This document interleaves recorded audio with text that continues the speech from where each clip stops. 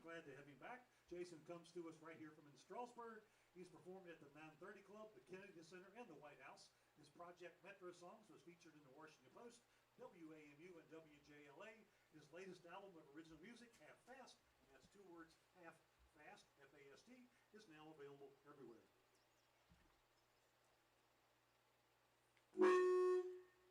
Didn't do it.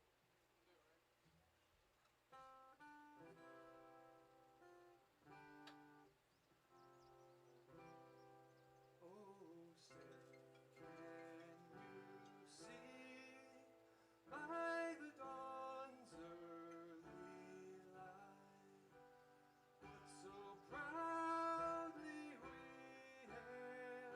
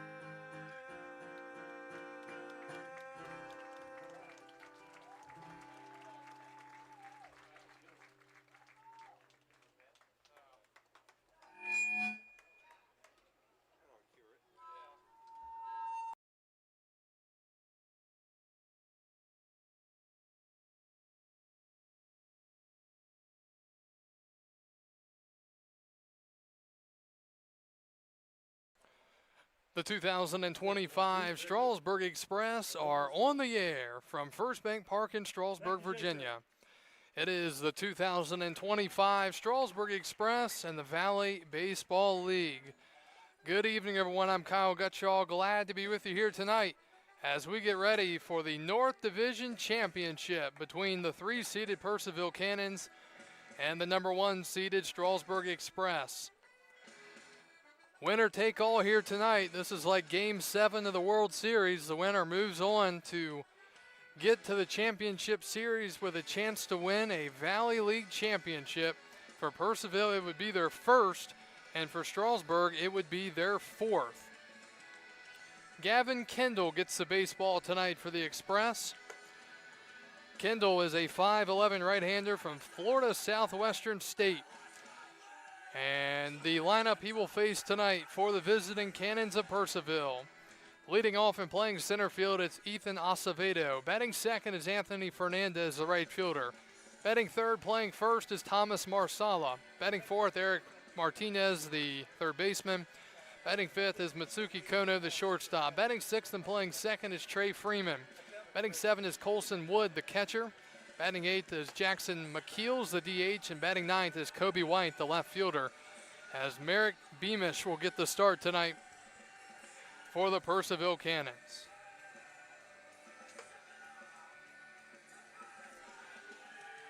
Obviously in a rain delay up until now, this game was scheduled to start at 6 o'clock, but we'll be getting started about an hour and 20 minutes late here, just moments away from first pitch. Both of these teams were scheduled to play this game last night, but it was rained out. They're both coming off of victories. Strasburg defeated Winchester here the other night on a mercy rule, 11-0, and Purcellville went into Woodstock and beat the number 2-seeded River Bandits. I believe that was a 12-5 game. All right, here we go. Ethan Acevedo, the center fielder, steps in for Purcellville. Acevedo out of Indian Hills Community College, 5'8" lefty.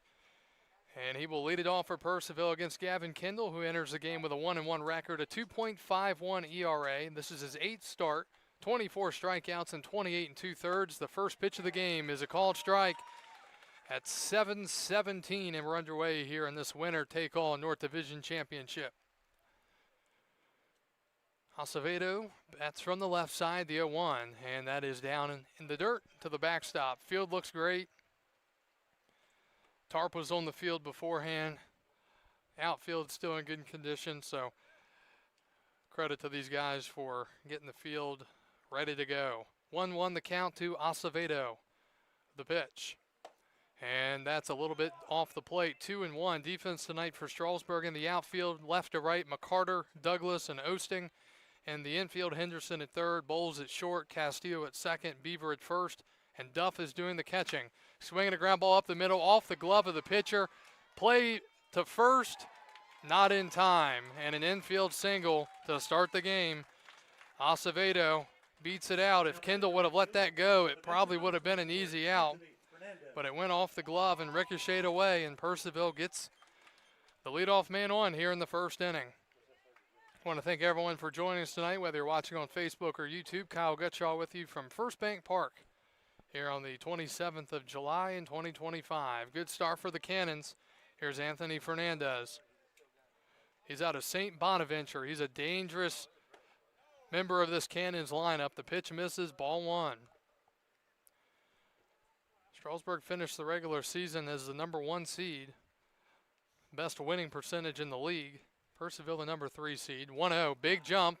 Pitches a strike, throw to second, and he is out at second base.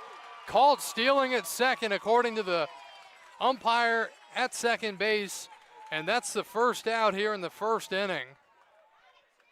Brett Fuller comes out of the dugout. He can't believe it. His arms are up in the air. Called stealing is the call, 2-6, and there's one out here in the first inning. He had a huge jump, and Duff made the throw down. For now, he is out. Acevedo smiling and laughing as he makes his way off the field. Tough to tell from our vantage point, but he's called out, and that will end up staying as the call. So one out here in this first inning for Purcellville, and the count is 1-1 to Anthony Fernandez. Don't know, maybe popped off the bag out there at second from our vantage point, though. He definitely got in there before the throw. 1-1 to Fernandez, and that's down and in, 2-1. So a break there for the Express after it could have been a man at second and nobody out. And now Fernandez up. You've got nobody on in front of him. And he takes ball 3. The top 3 men in this Cannons lineup pretty dangerous. Acevedo, Fernandez, and Marsala. Marsala, the home run threat, is on deck. 3-1. And a foul out of play. Actually hit the netting and stayed in play, but it is 3-2. Many people around the league, you look at these two teams and view them as two of the best teams, if not the two best teams left in the playoffs, but one of these teams will have to go home after tonight. 3-2, and that's low, ball 4. First walk of the game for Kendall comes here in the first. So man at first, 1 out now for Marsala. Marsala with some great power, 6'3" lefty out of Western Kentucky University.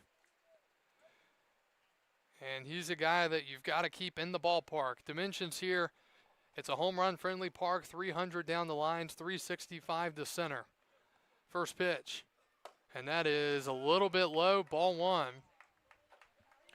Marsala in the regular season hit 9 home runs. He hit 297 overall with 26 RBIs. Just 5 walks and 111 at-bats, so he's not going to walk a lot. But he does have a very good power stroke. Here's a throw to first and Fernandez back in. And we'll see what the Cannons can do here tonight. The Express have lost 1 game this calendar month. Granted, there haven't been games every day, but that was to this Purcellville team. Here's the pitch. Swinging a foul back. It was a 4-3 loss at Purcellville earlier in July, the game that Strasburg lost here in this calendar month. 1-1 with 1 out in the first. Thomas Marsala, the batter. Cannons trying to get on the board early here against this high-octane Strasburg offense. And a swing and a pop-up toward the parking lot foul. It's 1 ball, 2 strikes. Please return all foul balls to the train station. In exchange, you'll get a free spot, and we've got a huge supply of those. Eric Martinez, the third baseman, next for Purcellville.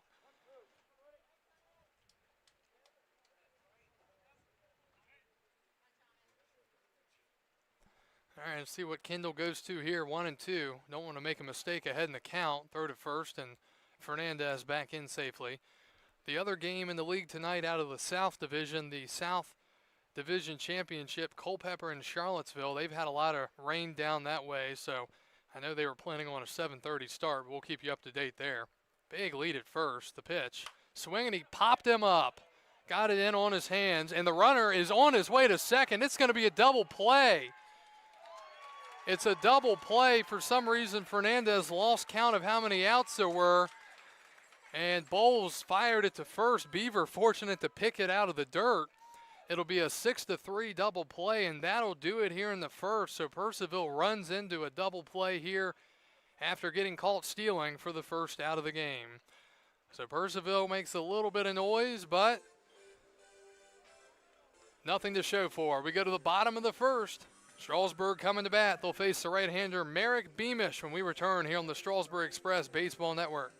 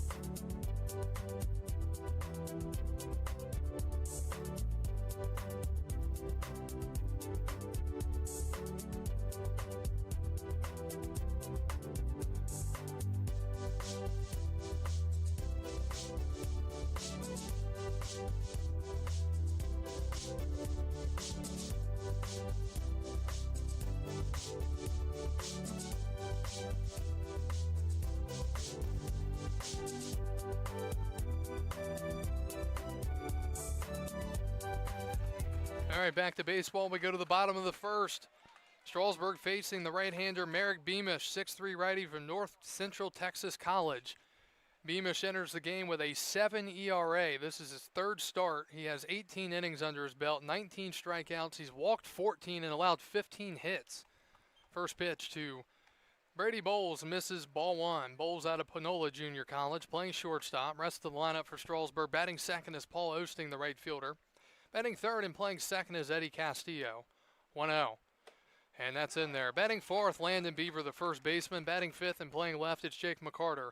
Batting sixth is Brett Mosley, the DH. Batting seventh and playing center, it's Jay Douglas. Batting eighth is Logan Duff, the catcher.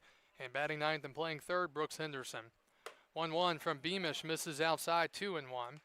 Bowles went 2 for 4 the other night in the game against Winchester. In a game where Strasburg had 15 hits and 14 of them were singles. 2-1. That is high, ball 3. And Beamish falls behind 3-1 to the leadoff man here in the first inning.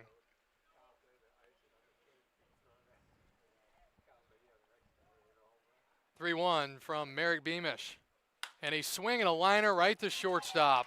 Hit right on the button, and Kono there for the first out here in the first. So he got the fastball and crushed it, but hit it right at Kono for the first out of the inning. Those were the kind of hits that were dropping the other night against Winchester, every single one of them, really. Here is Paul Osting, the Strasburg right fielder, batting second. Osting out of Western Illinois from Louisville, Kentucky. First pitch is a foul ball, 0-1.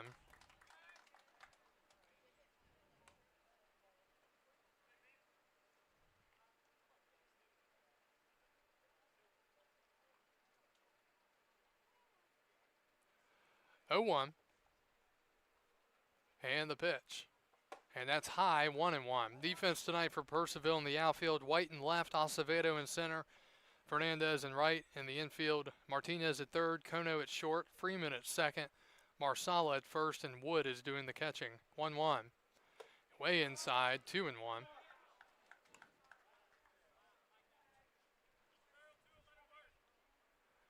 Two balls, one strike.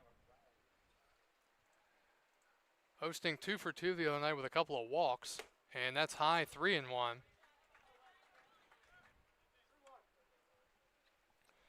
So Beamish falling behind the first 2 men in this lineup, 3-1. He got Bowles to line out sharply to short. We'll see what Paul Osting does here. Setting the pitch, and that is in there for a strike, 3-2. So the count fills up here, 3-2, 1 out. Bottom of the first here on the North Division Championship. Payoff pitch coming up. And that is high, ball 4. Osting draws the walk, and the first base runner of the game for the Express. And here's Eddie Castillo. Castillo out of the University of New Orleans, 5'9" righty from Tallahassee, Florida. Had a big game here the other night. Went 2 for 3 with 4 RBIs. First pitch, breaking ball in there. He hit a big-time home run to really give Strasburg a whole lot of momentum. He'd love to do that again here tonight, but he's behind 0-1.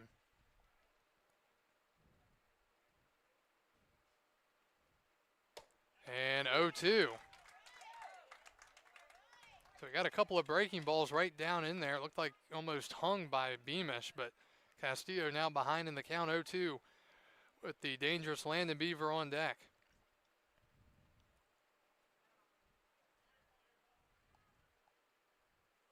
And that's fouled away. So Castillo will battle here and force at least another pitch.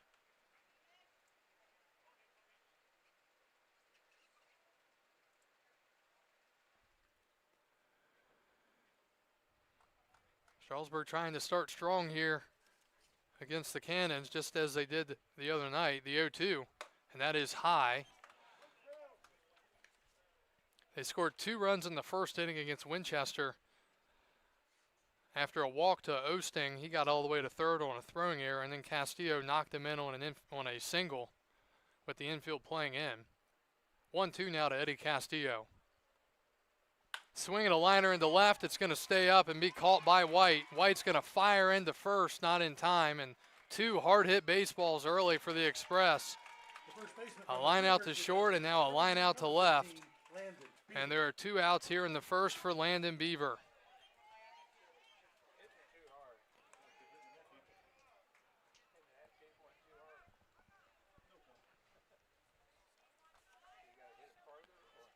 So here's Beaver, the slugging first baseman out of the University of Alabama, Birmingham. See if he can get a hold of one here and set the tone early. Here's the pitch. Swinging a ground ball foul over the Cannon dugout, 0-1. Beaver was 1 for 2 the other night. 2 RBI single in the fourth. He also walked twice and scored 2 runs.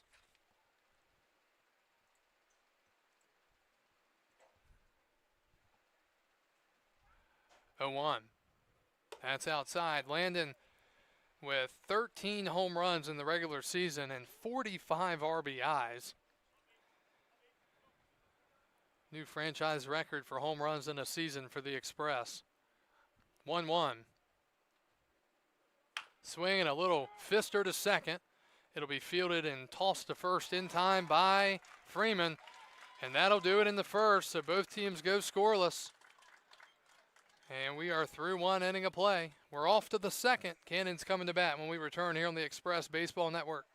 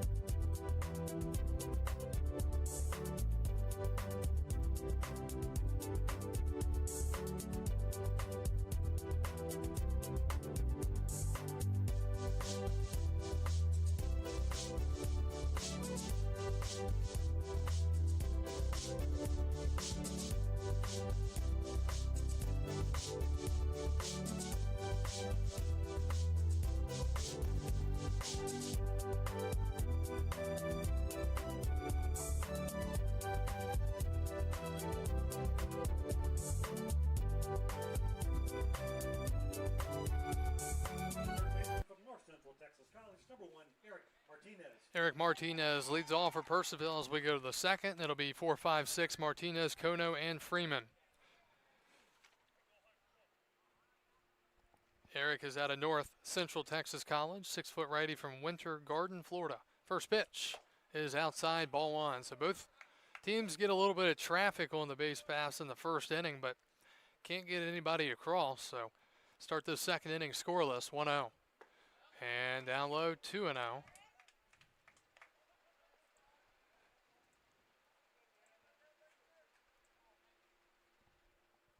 2 balls, no strikes. Kendall, the righty, kicks and deals. And he fires in a strike of the knees, 2-1.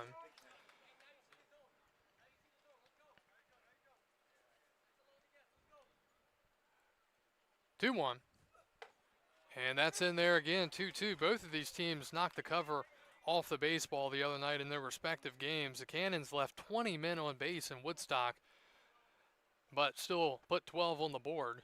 2-2. And that's low, ball 3.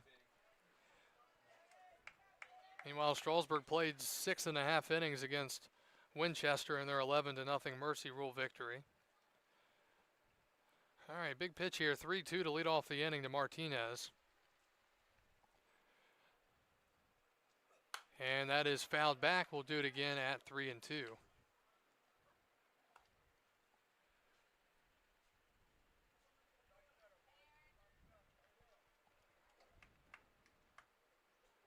Purcellville wearing their visiting maroon uniforms tonight.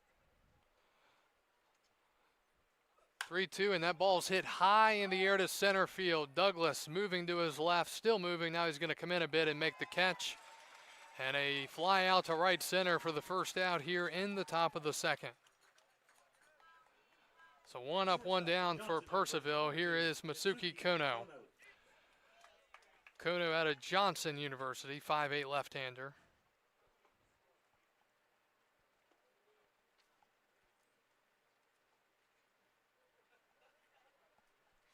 And the first pitch is in there. Strike one. Strasburg getting into kind of a corner defense here, playing their first and third baseman up, expecting a possible bunt. 0-1, and that's all the way to the backstop, 1-1.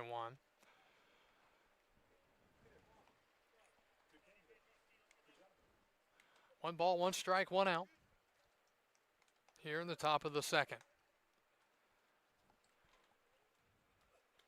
And another one to the backstop, 2-1 now. Kono having to jump out of the way.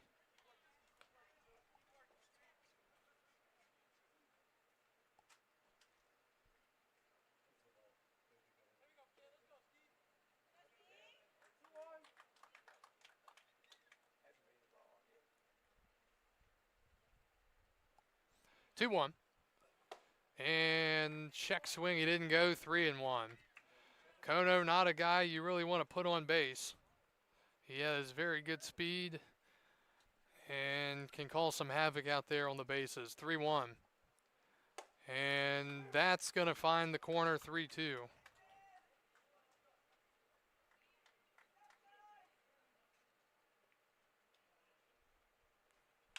Fouled off.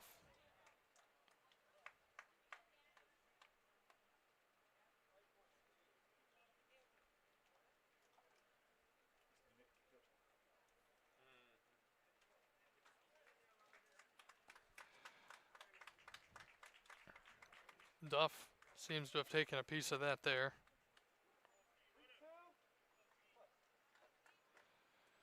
Back-to-back 3-2 counts here, the pitch. And he lines it to left. It's a fair ball, and it's all the way to the corner. Masuki Kono into second base with a 1-out double here in the top of the second. He dropped it down in the left field corner. And the second hit of the game for the Cannons. Second baseman from Santa Fe College, number 6, Trey Freeman. Brings up Trey Freeman, the second baseman. Freeman out of Santa Fe College, 6-foot switch hitter from Tampa, Florida.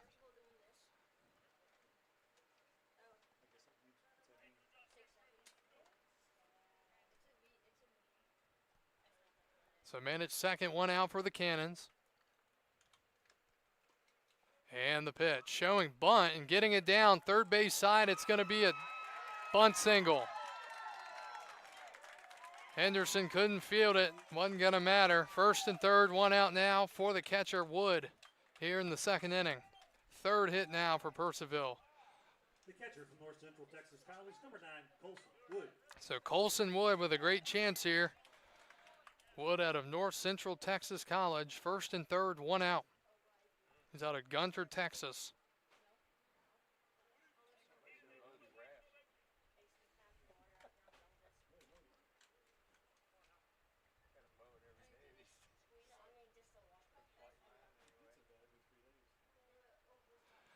So here's a great opportunity here for the Cannons to get on the board early. The pitch. Kendall misses outside, ball 1. So a fly out to start the inning, then a double and a single on the bunt. Strasburg playing Henderson even with the bag at third. Middle infielders are back to turn 2. Missing again, 2-0.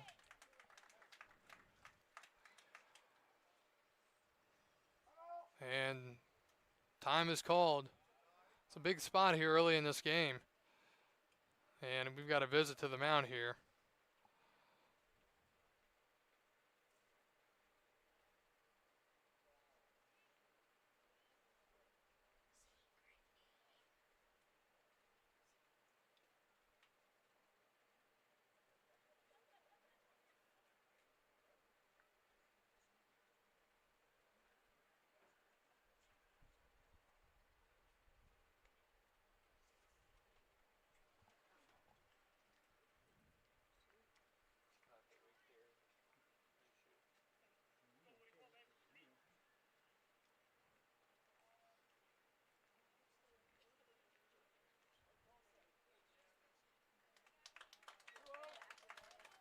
All right, 2-0 the count.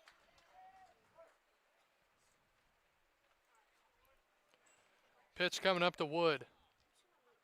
Runner goes. The pitch is low, and Duff blocks it, but going to the second on the stolen base is Freeman.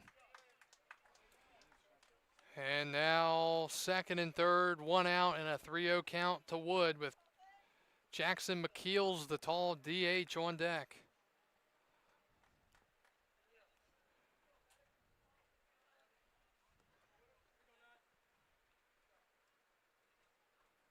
(3-0).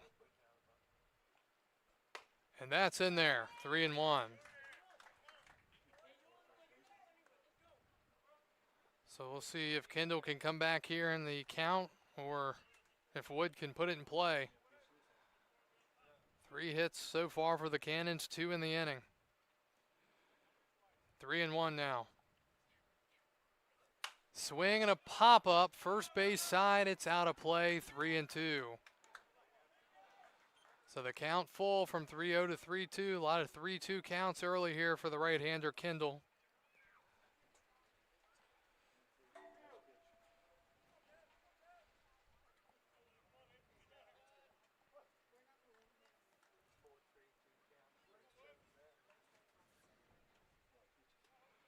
(3-2). And the pitch. And that is hit to right. Osting on his horse. He is not going to get there. It's a fair ball. One's going to score. And they throw it to second. And it's 1-0 Purcellville. An RBI double down the right field line. 4th hit of the inning. 1-0 Cannons. Now batting the DH from Purdue University Fort Wayne, number 99, Jackson McKeels. Here's Jackson McKeels. Cannons lead 1-0. Hit it the perfect spot down the line. He was late, but dropping down right on the line or right near the line as Osting couldn't get there. So still only 1 out. Runner still at second and third for McKeels. And that's in the dirt. Ball 1. Kendall just doesn't have it tonight.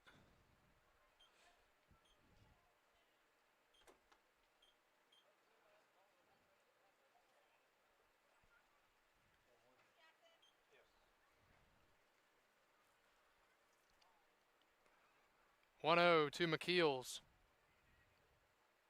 And a liner up the middle. It's going to be cut off by the shortstop. A run will score. It's 2-0 and still just 1 out. Freeman comes in to score from third. Wood goes to third, and McKeels with the infield RBI single. The left fielder from Louisiana State University Shreveport, number 42, Kobe White. And now Kobe White will bat. So 5 hits already for Purcellville. Still just 1 out in the second inning. Here's Kobe White. White out of Louisiana State Shreveport. And he squeezes, and it's a good one. It's going to score the run. Throw to second is in time. No relay. RBI for White. It's 3-0 as the run scores on the squeeze. Center fielder number 8, Ethan Acevedo. So Wood comes in to score. McKeels erased at second on the fielder's choice.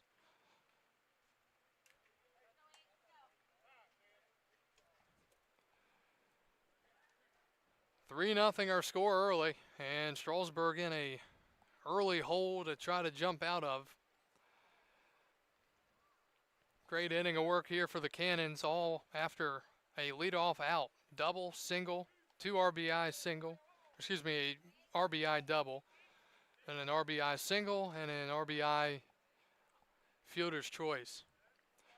Here's the top of the lineup, Acevedo, the pitch, and that is low, ball 1.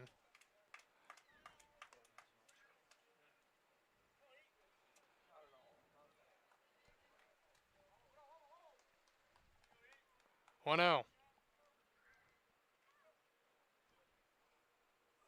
And a chopper that's going to get over the first baseman's head, and everything that could possibly be going wrong is going wrong right now for the Express. That ball hit the ground and bounced over the first baseman. into right field, and it's first and third now with 2 outs for Fernandez. White goes all the way to third. And that's going to be it for Kendall. He does not get out of the second inning. And Strasburg in big trouble early, down 3-0. We'll tell you about the new pitcher right after this.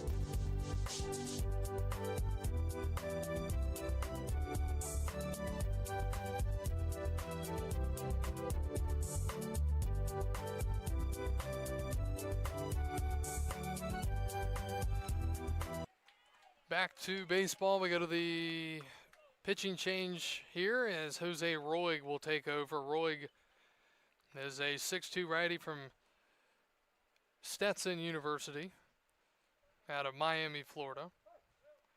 And he will pitch here with the Cannons already scoring 3 in the inning. First and third, 2 outs for Anthony Fernandez. And the pitch. That's low, ball 1. 5 hits in the inning here for the Cannons. Trying to add on here with their best hitter at the plate.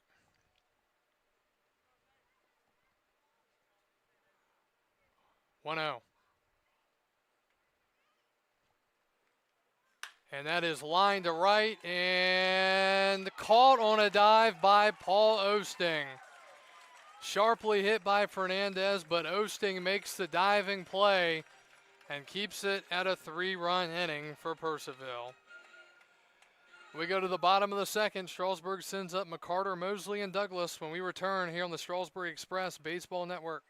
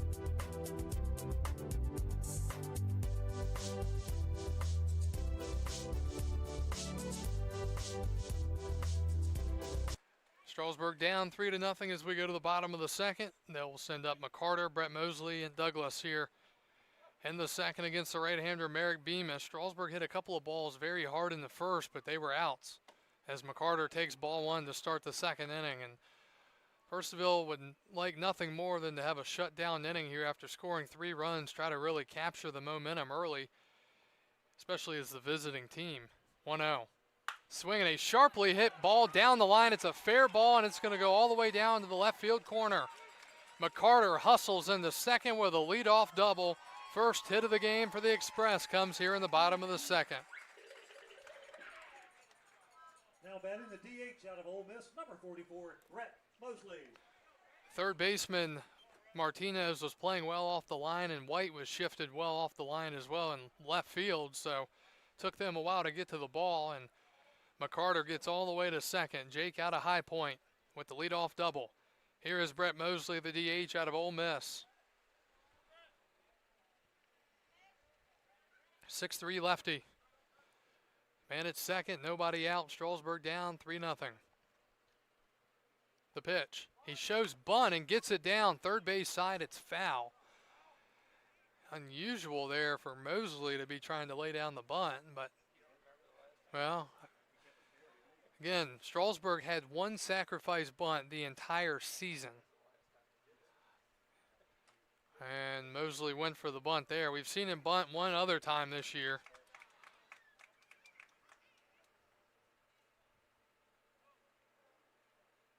So he'll walk back to the box and step back in and see what he can do. Hey, Purcellville did it in the last half inning.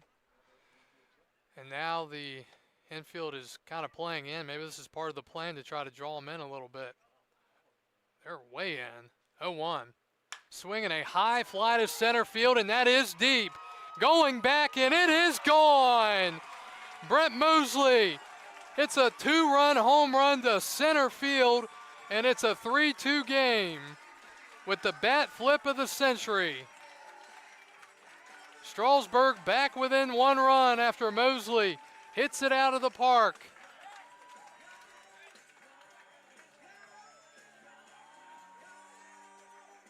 What a swing by Mosley, jumped all over it. And that bunt, the pitch prior, must have all been for show. Now batting the center fielder out of Eastern Kentucky, number 10, Jay Douglas. So Strasburg, just like that, right back into the game. And I think Brett Mosley was warned for his bat flip.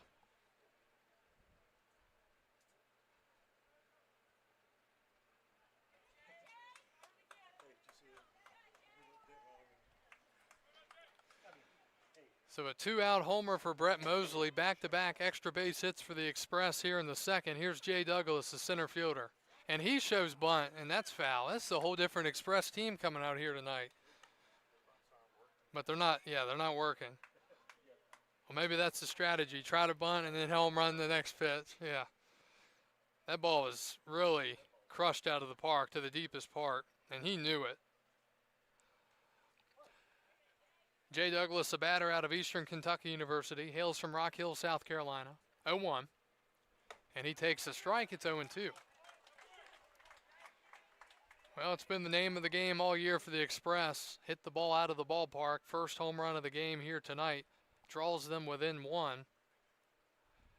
0-2 now to Jay Douglas with the catcher Logan Duff on deck. That's way outside, and that pops up in the air and drops down into the glove of the catcher Wood. 1-2.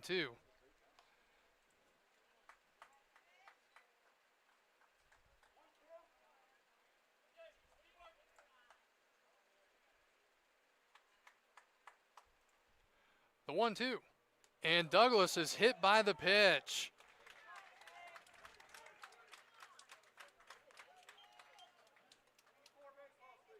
Now batting the first baseman from Randolph-Macon College, number 1, Landon Duff.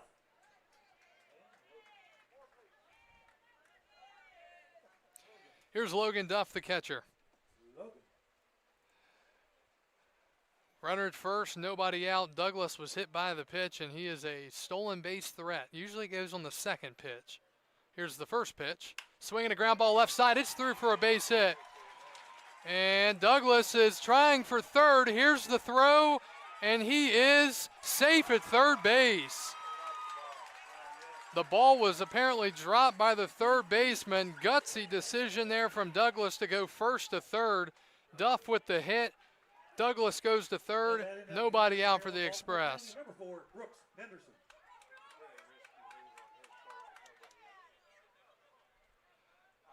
Risky, but it worked out this time for Douglas. First and third, nobody out now. Here's Brooks Henderson, the third baseman out of UMBC.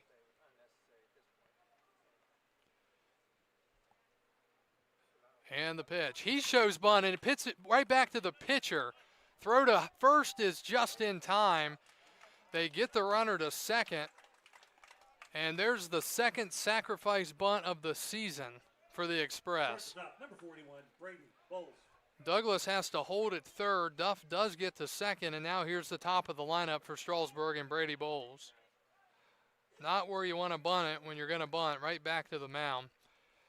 But Beamish made the play, and now a single could potentially give Strasburg the lead here. Brady Bowles, a sharp line out to short his first time up. Here's the pitch. Swing and a foul tip held onto. That fastball had some good zip, 0-1.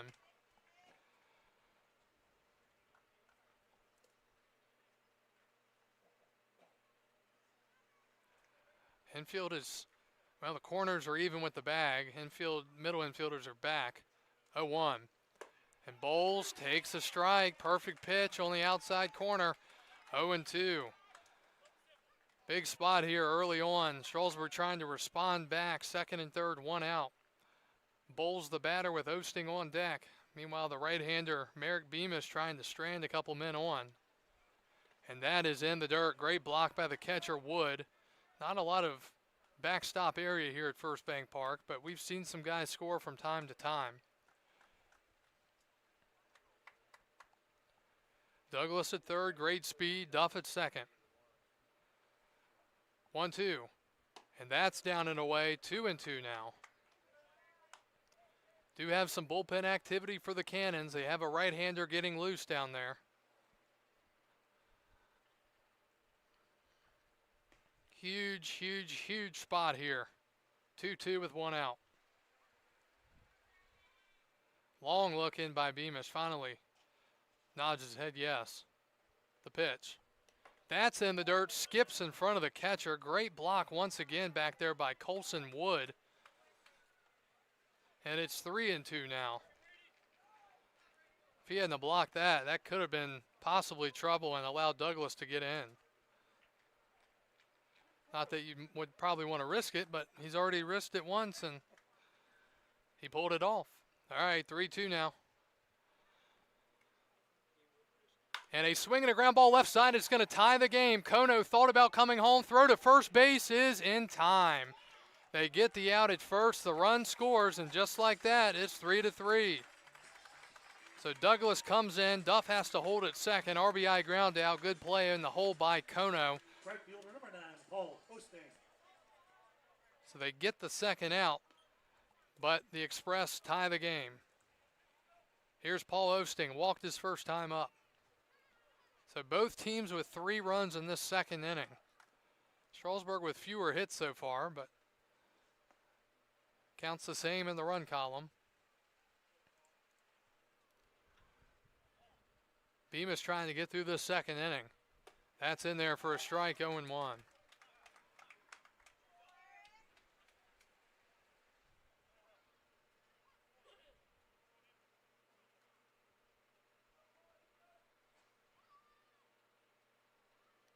0-1. Swing and a foul back. Quickly 0-2 now. Cannons will have 3, 4, 5. Marsala, Martinez, and Kono due up in the top of the third. But we've got ourselves a new game again. Really not surprising to see both of these teams put up runs. They both have plenty of firepower to do that. 0-2. And that's in there for a strike 3 called. And the inning is over. Strasburg responds back nicely. 3 runs of their own, and we're tied 3-3 as we go to the third. We're back after this on the Strasburg Express Baseball Network here in the North Division Championship game.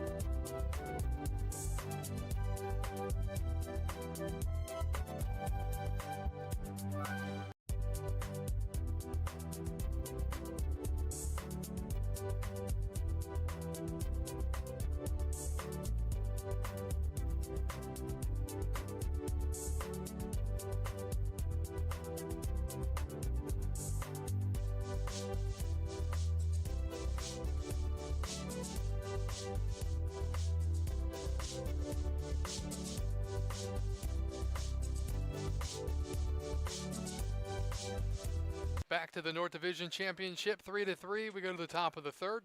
Thomas Marsala leads off against the right-hander Jose Roig. The pitch misses, ball one. Final line for Strasburg starter Gavin Kendall. He went an inning and 2/3, 6 hits allowed, 3 runs. They were all earned. Walked one and didn't strike anybody out. And Marsala, who popped out into a double play his first time up. He shows bunt, pulls back and takes ball 2. So suddenly 2 teams that like to hit the ball have pulled out the bunts. 2 balls, no strikes, dangerous count here for this power hitting first baseman. Breaking ball, it's a good one, drops in for a strike. Roig is one of the 2 better, you look at the pecking order, Roig's one of your best arms in the bullpen, so to have to deploy him in the second inning, not ideal. But he is in the game here. 2 balls, 1 strike. And that is hit in the air to center, and that's deep. And that is gone. So Marsala hits a home run and gives Purcellville the lead right back. It's 4-3 here in the third. Now Marsala hits another home run. Hits it off of Jose Roig and makes it 4-3 here in the top of the third. 7th hit already for Purcellville.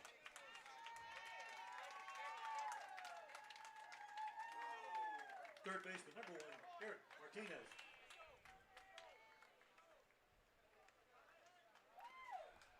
So the Cannons respond right back and take the lead right back. Solo shot to center. Deepest part of the park for Marsala. Here is Martinez. Flew out to center his only time up. Roig really hadn't allowed much of anything up to this point. The pitch. Breaking ball, nasty, strike 1. In the regular season, he had an ERA of 2.07. He allowed just 5 hits and had 16 strikeouts. First earned run he's allowed since July 3rd, 0-1. Swing and a miss, again a nasty breaking ball, 0-2.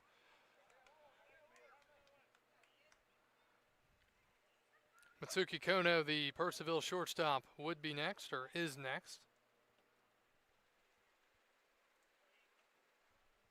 0-2. And that is inside. 1 ball, 2 strikes.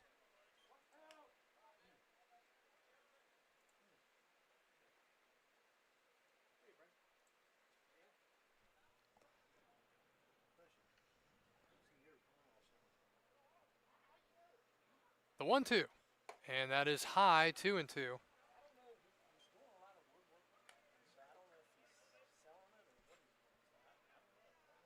So from 0-2 to 2-2 here.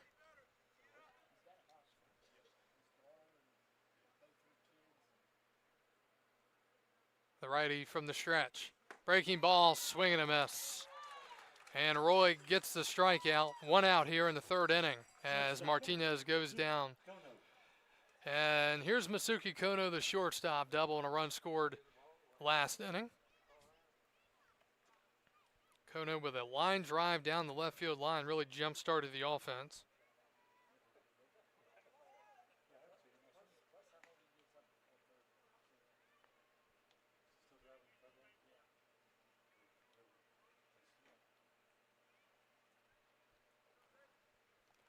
See if Kono tries to lay one down here. He does not. Takes a strike, 0-1. 3 runs in the 2nd for both teams, and then after the response by the Express, the Cannons getting a run right back here in the 3rd. Solo home run by Marsala. Kono, wave and a miss. He's behind 0-2.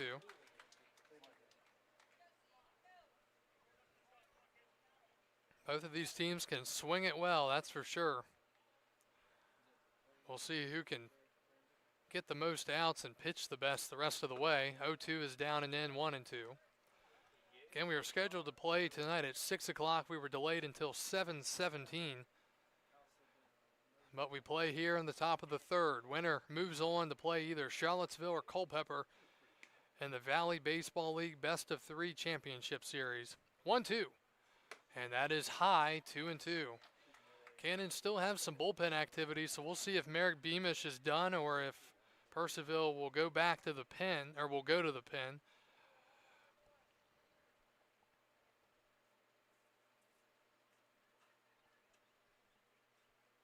2-2, ground ball to second, charging Castillo. Glove down, throw to first in time. And after the home run, back-to-back outs for Jose Roig in the Express as Trey Freeman will bat for the 2nd time tonight. Number 6, Trey Freeman.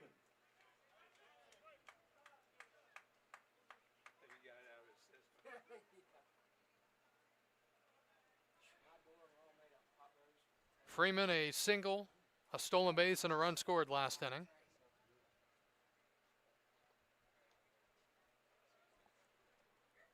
The pitch from Jose Roig is low, ball 1.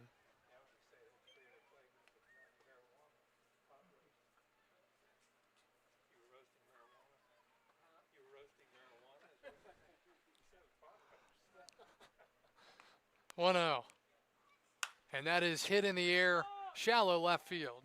McCarter moves over and makes the catch, and the inning is over. A leadoff home run by Thomas Marsala, and then 3 consecutive outs for the Cannons in the 3rd. We go to the bottom of the 3rd. Can Strasburg respond back? They'll have 3, 4, 5, Castillo, Beaver, and McCarter when we return here. Coverage of the North Division Championship from Strasburg.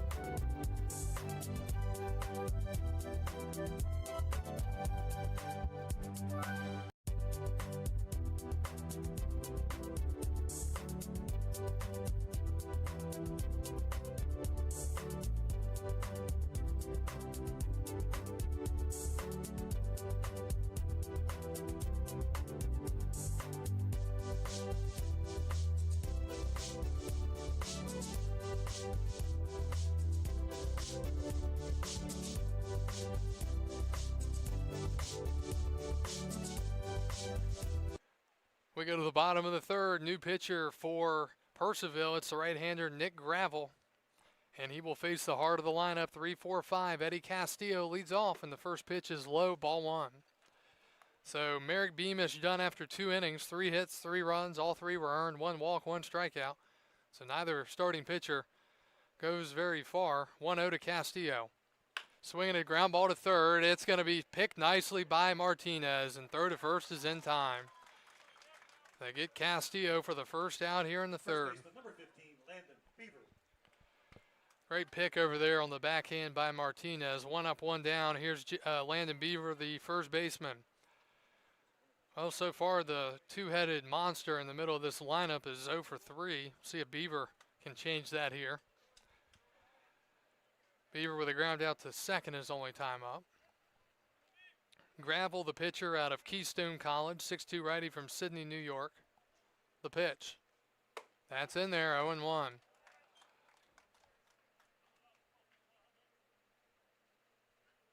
Four to 3 Purcellville, bottom of the third. Cannons have looked good so far offensively. Swing and a miss, got it by Beaver, quickly 0-2.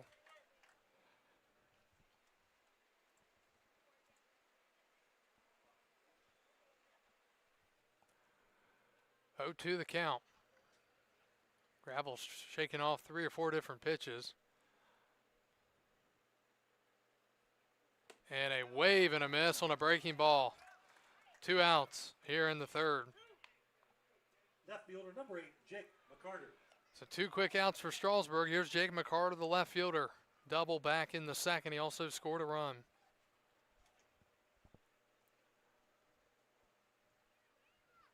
His double jump-started the second inning for Strasburg.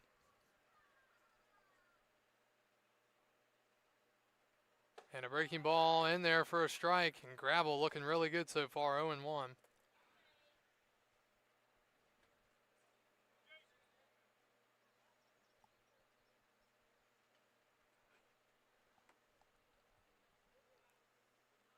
0-1 is down and away, 1 ball, 1 strike.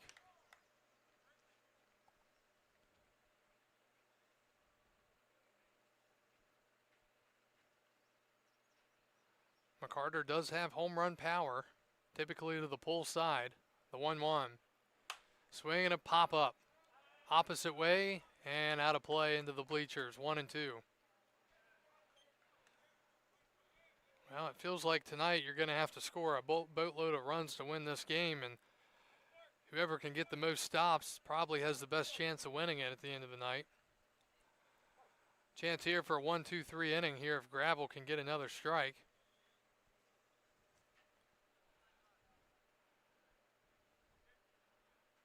Long look in, the 1-2. Swing and a pop-up foul again and out of play. Please return all foul balls to the train station. In exchange, you'll get a free spot. Thank you.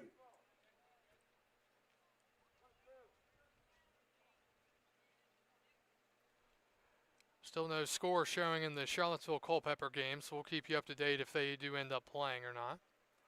1-2. And a breaking ball. He thought about it, but he laid off 2-2.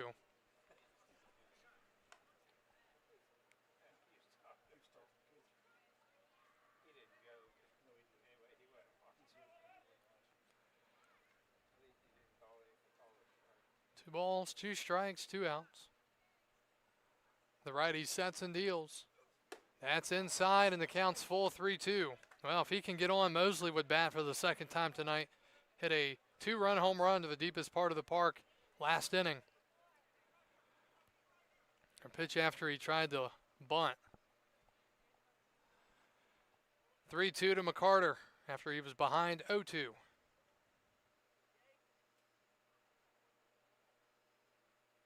And that's a liner foul. McCarter trying to do what he did last time, but couldn't keep it fair. Still 3-2. Good battle here.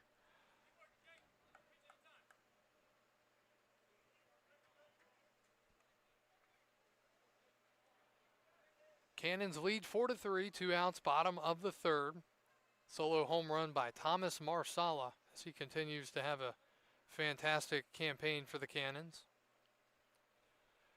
3-2, and that is high, ball 4. He lost him, and McCarter ends up drawing the walk and brings Mosley to the plate with 2 outs in the third. Batting the DH, number 44, Brett Mosley.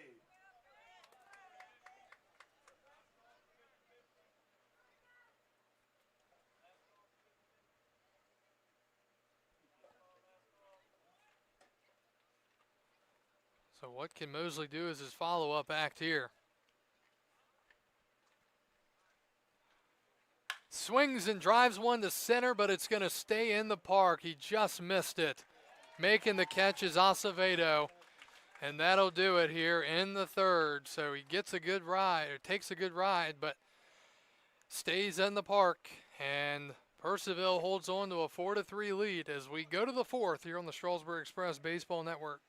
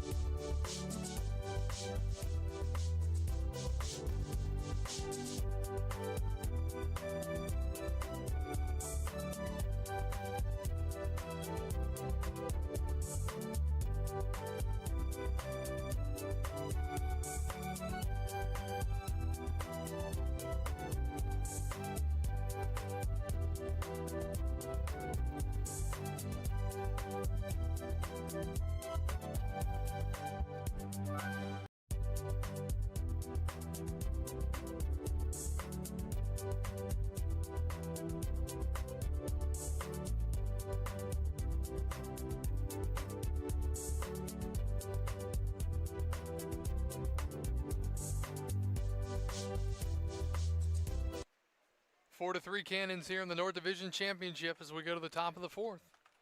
Purcellville sends up 7, 8, 9. Colson Wood, Jackson McKeels, and Kobe White against the right-hander Jose Roig. Wood with a RBI double his first time up on a fly ball down the right field line. It was placed perfectly, and Paul Osting did his best to get there, but he dove and couldn't make the catch as it dropped fair. Back in the second. 1-0 the count. And that's inside 2-0. Strasburg left a man on last half inning. They were in the heart of the lineup, and right-hander Nick Gravel did a good job silencing them for the most part. 2-0 now. And that's not even close. 3-0. 3-0 with Jackson McKeels on deck. He had an RBI single in the second. Again, it feels like Strasburg really needs to try to get a stop here.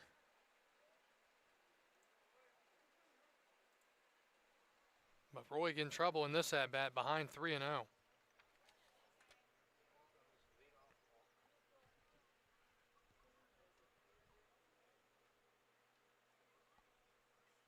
And and that's in there for a strike, 3-1.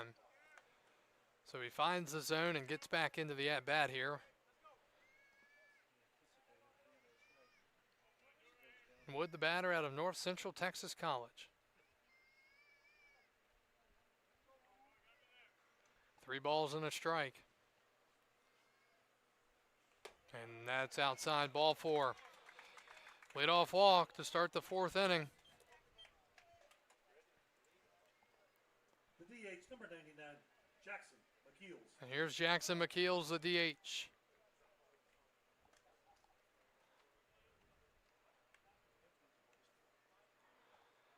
Leadoff walks are never good. We'll see if it comes back to be costly for the Express here in this winner-take-all game.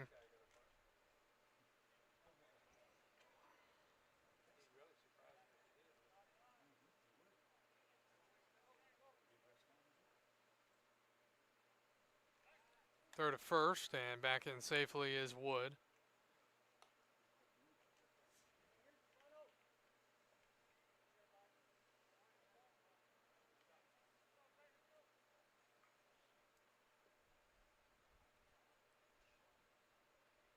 The pitch. Swinging a fly ball to center. Douglas placed perfectly out there and makes the catch. Didn't even have to move. Sent it for a ride, but right at the center fielder for the first out as McKeels is retired. And it brings Kobe White to the plate. 42, Kobe White. Can't forget about White laying down the bunt. He's got good bunting ability and he's fast. He pulled off the squeeze last half inning, or excuse me, last at bat. And time is called. So White will step in here. Again, you can't be surprised if he drags one here. The pitch from Roig. Swinging away and takes a strike, 0-1, and White didn't like it at all. He was thinking that was way off the plate. White, a guy that, like Jay Douglas, is almost impossible to double up with his speed. Pretty decent lead over there at first for the catcher, Wood. Another check over. He'll get back in safely. Still 0-1 to Kobe White.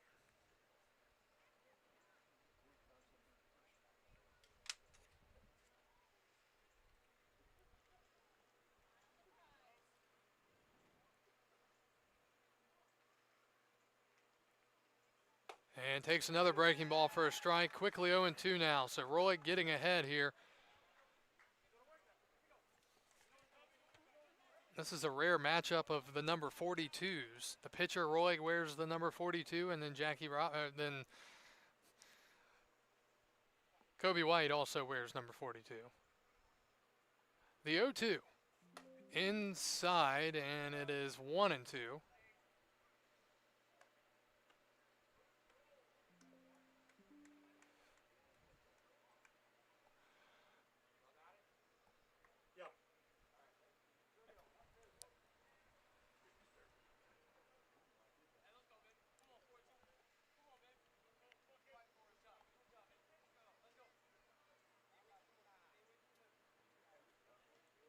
Roy shakes off a couple of signs and he'll get ready to come set. He does, lined up on the right side of the rubber. And the pitch. Swinging a high fly to right, playable for Oasting. Comes in a couple of steps and makes the catch. And there are 2 outs here in the 4th inning for the Purcellville Cannons. Center fielder number 8, Ethan Acevedo. Back to the top of the lineup. Here's the center fielder, Ethan Acevedo. He's 2 for 2 with 2 singles. He was caught stealing back in the 1st inning. Runner at first after the leadoff walk and then back-to-back flyouts as Wood extends the lead over there once again. The pitch. That's way outside, 1-0. Well, Roy has typically been a guy that's thrown 1 to 2 innings at most. He's already gone 2+ innings, and he's got 29 pitches, 15 for strikes, 14 for balls, so not as efficient as he typically is either. Time is called. Acevedo might have got something in his eye there.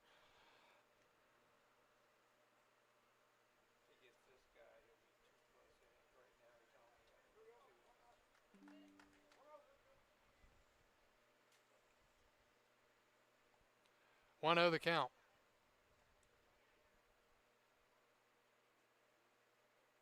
And the pitch. Inside, 2-0. You've got Fernandez and Marsala coming up, so some dangerous customers to deal with. Like them to be leading off next inning instead of having a chance here with a couple men on.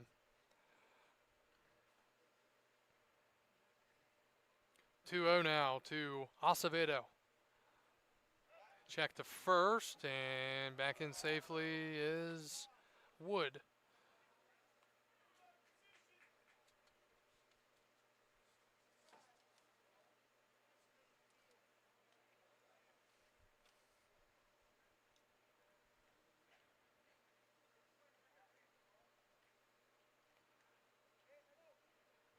Runner goes and stops. The pitch is swung on and missed, and it's 2-1. Duff was ready to throw down there, but wasn't necessary with the runner deciding to put on the brakes. Again, that's the catcher over there at first.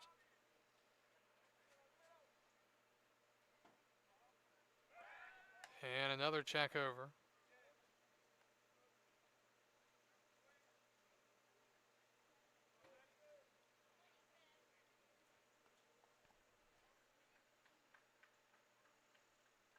Two-one.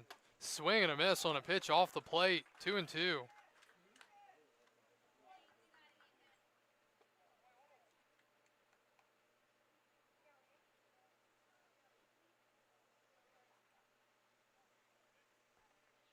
Two balls, 2 strikes, 2 outs, top of the 4th. Runner at first with the Cannons leading 4-3 here in this winner-take-all game. 2-2, runner goes. Pitch is hitting the right. It's going to drop quickly, and it's down. And Osting fires into second, and a jam base hit for Acevedo with 2 outs keeps the line moving. And it brings Fernandez to the plate for the 3rd time tonight. Right fielder number 24, Anthony Fernandez. Acevedo was very much jammed, but still dropped it in.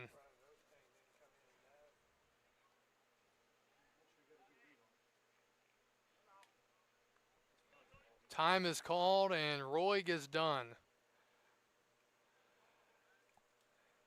Looks like Strasburg's going to go to the bullpen here and maybe even a left-hander. So we'll tell you about the new pitcher right after this.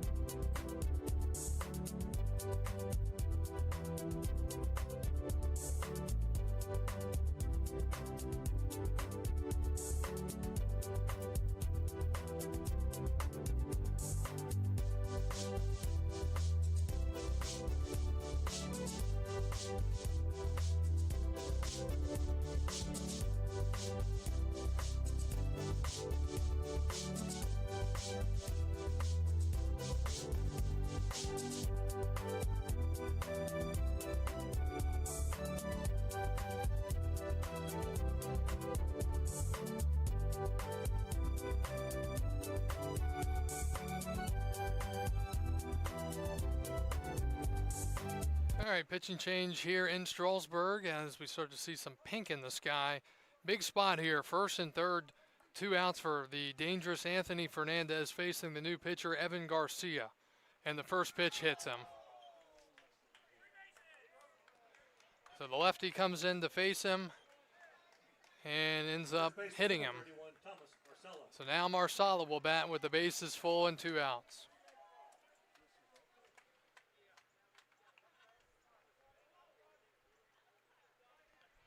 Marsala with a home run last inning, giving the Cannons the 4-3 lead. Another lefty-lefty at bat here. We'll see if Garcia can find it. Can't afford to give away runs here in the North Championship. First pitch is up and in, ball 1.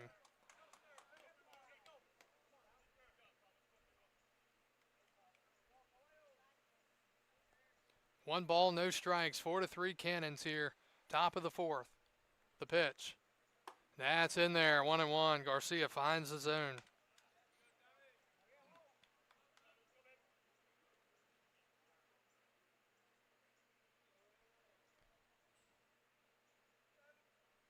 One ball, 1 strike, 2 outs. After the leadoff walk. And a breaking ball fouled back. It's 1-2.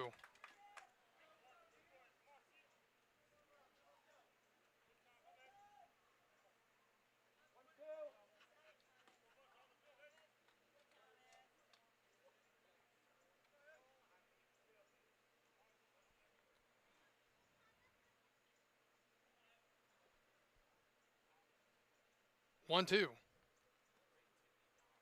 In the dirt to the backstop, but runner can't move up.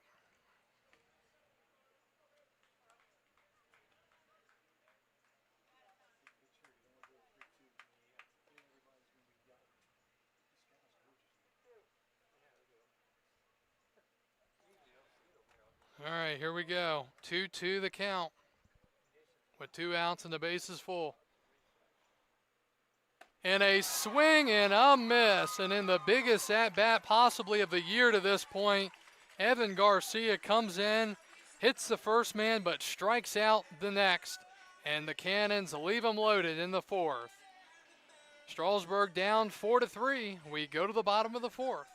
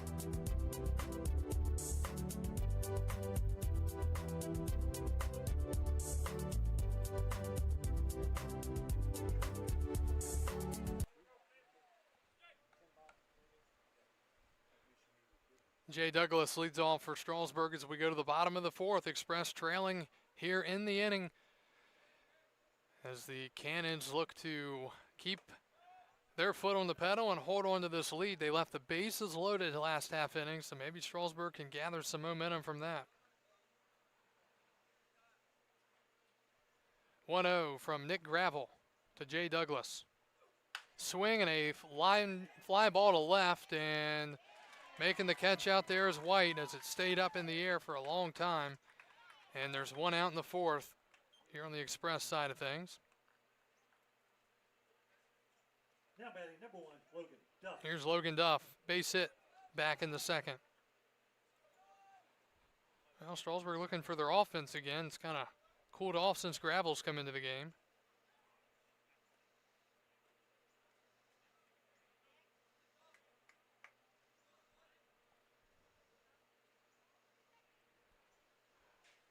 Here's the pitch. That's high, ball 1.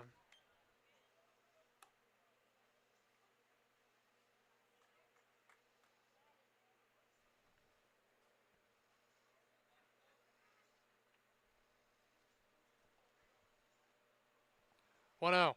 Swing and a pop-up. Playable in the infield for the catcher, Wood. In foul territory, makes the catch, 2 outs. 2 up, 2 down now. Here's Brooks Henderson, the third baseman.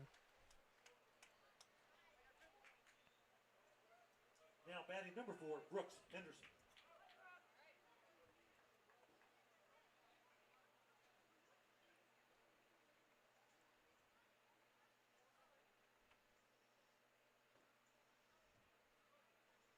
Henderson with a sac bunt his last time up. And that's a strike.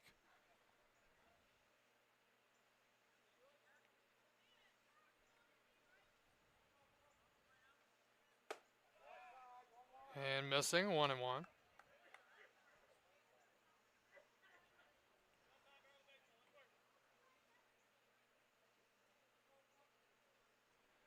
One to Brooks Henderson here in the bottom of the fourth. That's up and away, 2-1 now.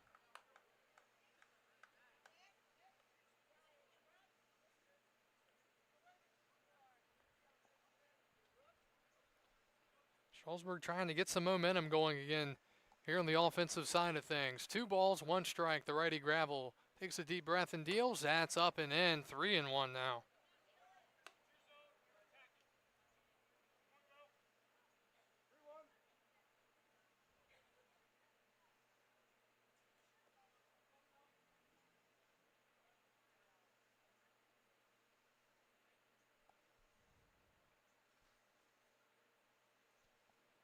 And that misses, ball 4. And the lineup and the line will move here to the top of the lineup with Henderson drawing the walk. Here's Brady Bowles.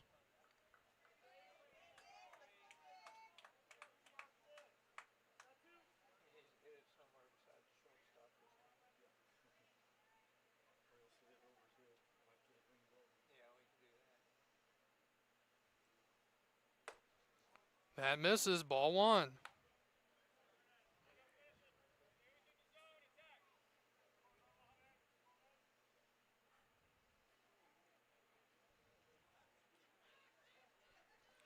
Bowles 0 for 2 with an RBI here tonight. The pitch.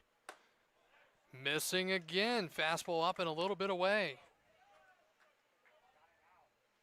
Umpire saying that's out to the pitcher. 2 balls, no strikes now. And he fouls it back, 2-1. Well, Strasburg at least making Gravel work a little bit here. It's been pretty smooth sailing for him since he's come into the game. He's looked good.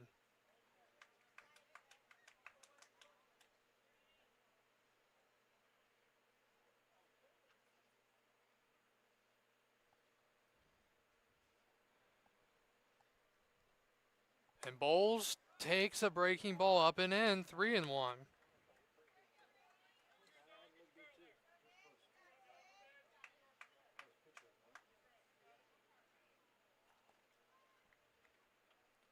Three-one now. And a check to first. Hopefully we don't have a line drive down the first base line. Might have a member of the Cannons photography team get hit.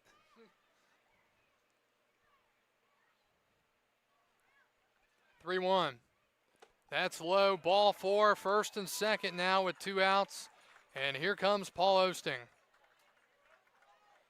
So back-to-back 2-out walks here in the inning.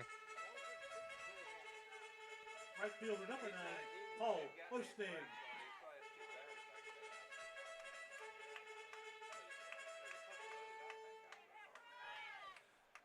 We saw Osting, when he first arrived, really have a power stroke, and this would be a good time to pull another one here and put some momentum back into the Strasburg offense, trailing 4-3 here in the fourth. The pitch. Up and in, ball one, and suddenly Gravel is unraveling here. A fly out to start the inning, then a fly out in foul territory. Walk to Henderson, walk to Bowles, and a 1-0 count here to Paul Osting, who's already walked once tonight. That is high, 2-0.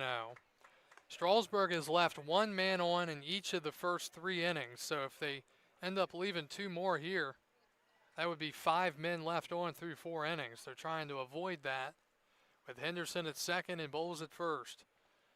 I almost think you got to wait until he throws a strike. I mean, he just hadn't been able to find it. He's been high. 2-0 to Paul Osting. And that called a strike, 2-1.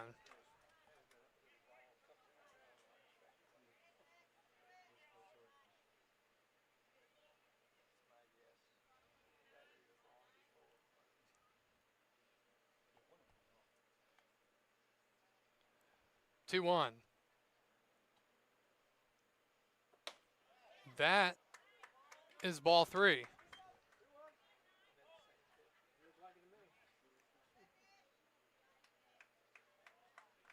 Three balls, 1 strike with Eddie Castillo awaiting on deck. He would be next.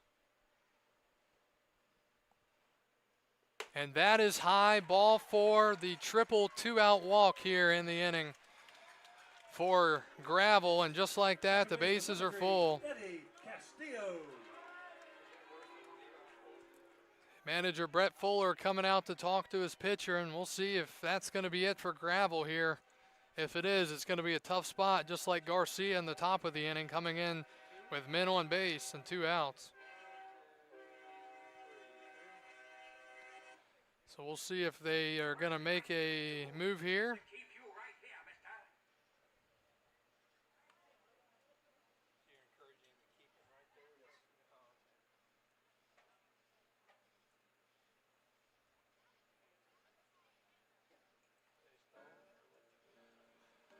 So time being wasted right now, and we'll see if this is ultimately going to be a pitching change or not.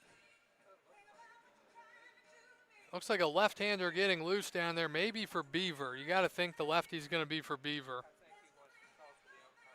So while they talk it over, we'll step away and be right back.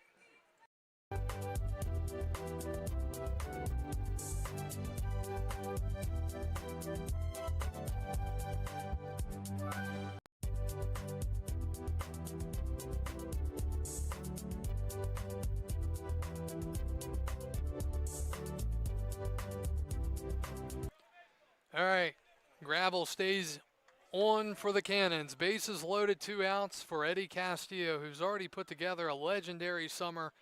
Big home run here the other night in game against the Winchester Royals. First pitch is a fastball in there. Castillo thought it was up, but it's called a strike, 0-1. Gravel had looked really good until the last 3 hitters. He got 2 quick outs to start the inning, and then back-to-back walks. Castillo is 0 for 2 tonight, a line out and a ground out. 0-1. That is a little bit out and off the plate, 1-1. Landon Beaver on deck, the left-hander. The Cannons do have a lefty getting loose in the pen.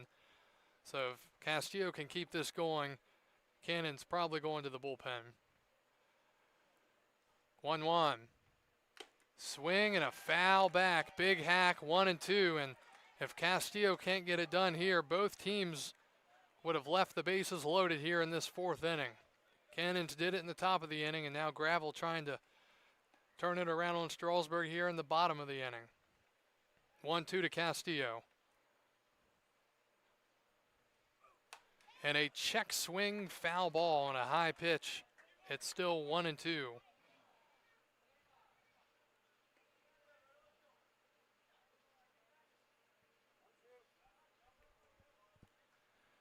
Eddie Castillo Plenty of pop this year. Big spot here in the postseason. And a breaking ball misses for ball 2. Umpire kind of turned his head there like he was going to ring him up, and that was a good look. It was like some type of a slow breaking ball there that he pulled out of the kitchen sink. 2-2. Swing and a shallow pop to center, playable for Acevedo, and the Express leave the bases loaded in the 4th. Both teams leave them loaded. We're off to the 5th. 4-3 Cannons here on the Express Baseball Network.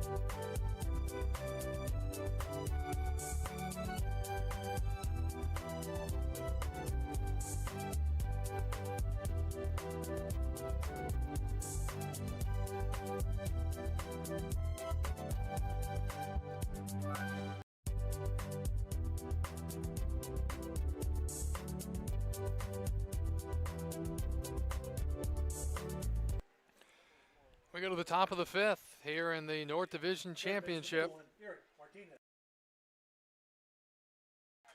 Purcellville Cannons, the number 3 seed, leading the number 1 overall seed here in the North Division. Strasburg 4-3.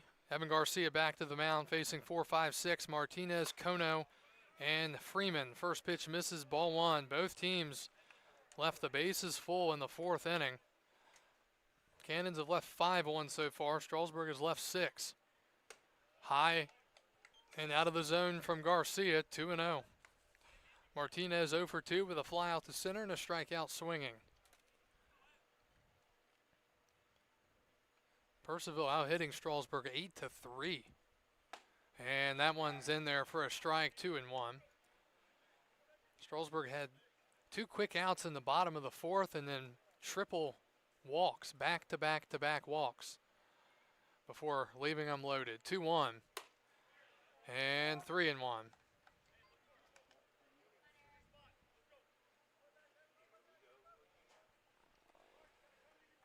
Strasburg walked the leadoff man last inning, but it didn't come back to bite him. Here, it's swung on and fouled back. The umpire ends up making the catch, 3-2.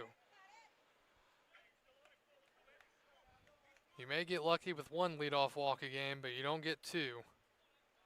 Don't get out of 2 of them. Garcia trying to avoid it here. 3-2. And that misses. It's a leadoff walk here in the 5th. So Masuki Kono will bat. So lefty here, and this is a great bunt spot here for Kono, especially facing the left-handed pitcher.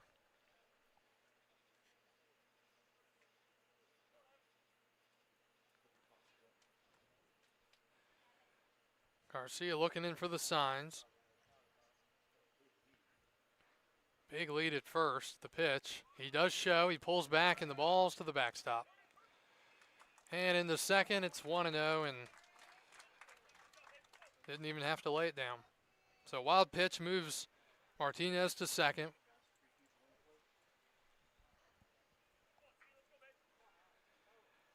And now see if he tries to bunt again.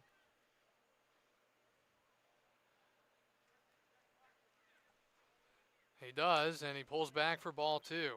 This Cannons team ended Strasburg's season last year. Now Strasburg, at that point in that game, with who they had left, were not near as good as they are this year. And I don't think Purcellville's near as good this year as they were at that time last year either. 2-0, showing bunt, and it's 3-0.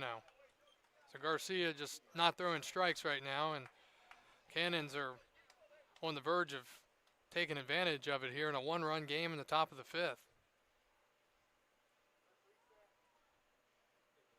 3-0 to Kono with Freeman on deck.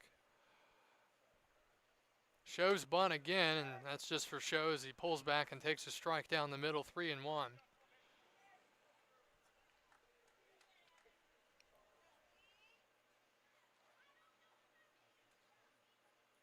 3-1. Shows again, and he does get it down, but it goes behind the plate foul. So in a 3-1 count, Kono trying to bunt, and now it's 3-2.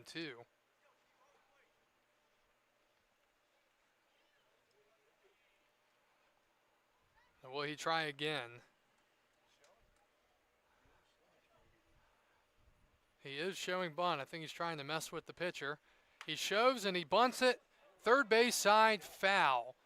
And Kono down on strikes trying to bunt, and the runner will have to move back to second.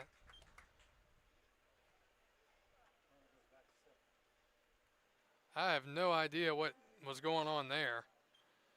But Kono strikes out trying to bunt with 2 strikes. Second And baseman, number 6, Trey Freeman. that's an interesting move there.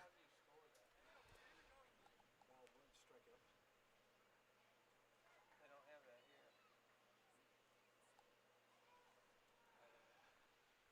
here. All right, here's Freeman. Man at second, 1 out. First pitch, ground ball to short. Runner going to go to third. Bowles charges, fields, and throws to first in time. There are 2 outs. So getting to third is Martinez. There are 2 outs in the inning.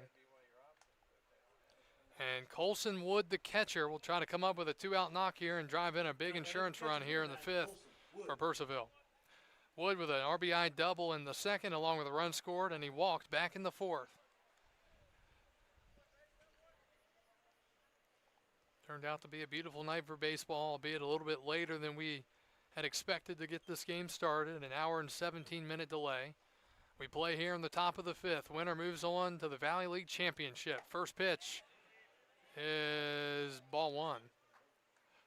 Purcellville made it to the championship last year. It was their first trip, I believe, in team history. They fell in 3 games to Charlottesville after winning game 1. Lost 2 in a row. 1-0.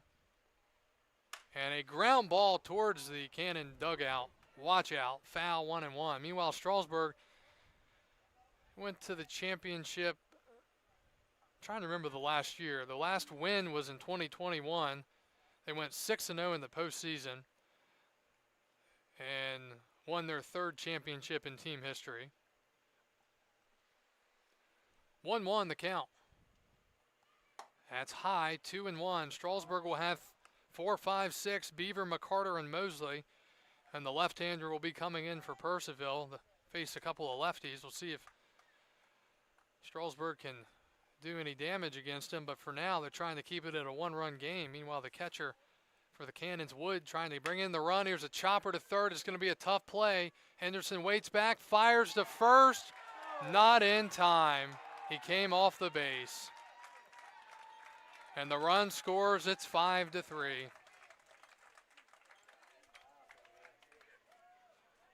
Infield single makes it 5-3 Cannons. And the leadoff walk, costly. Now batting the DH, number 99, Jackson McKeels. Second RBI for Wood on just a soft chopper.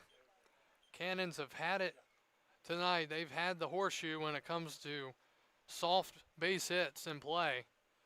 First pitch misses to Jackson McKeels, 1-0.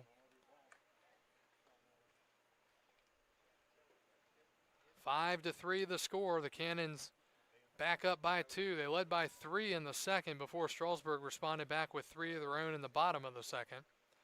McKeels 1-0 the pitch. That's in there, 1-1.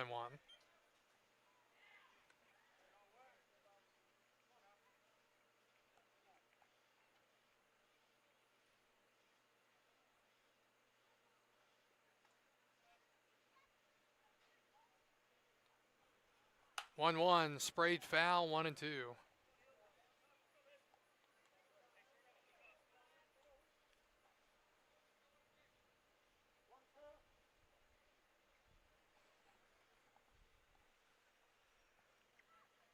Garcia trying to hold it right here to run.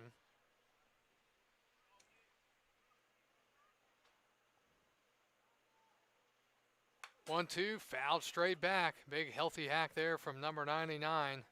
Still 1-2.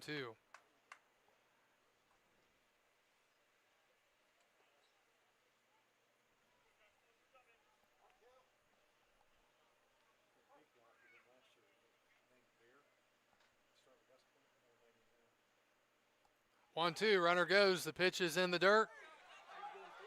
It skips all the way over, and the runner's going to have to go back to second.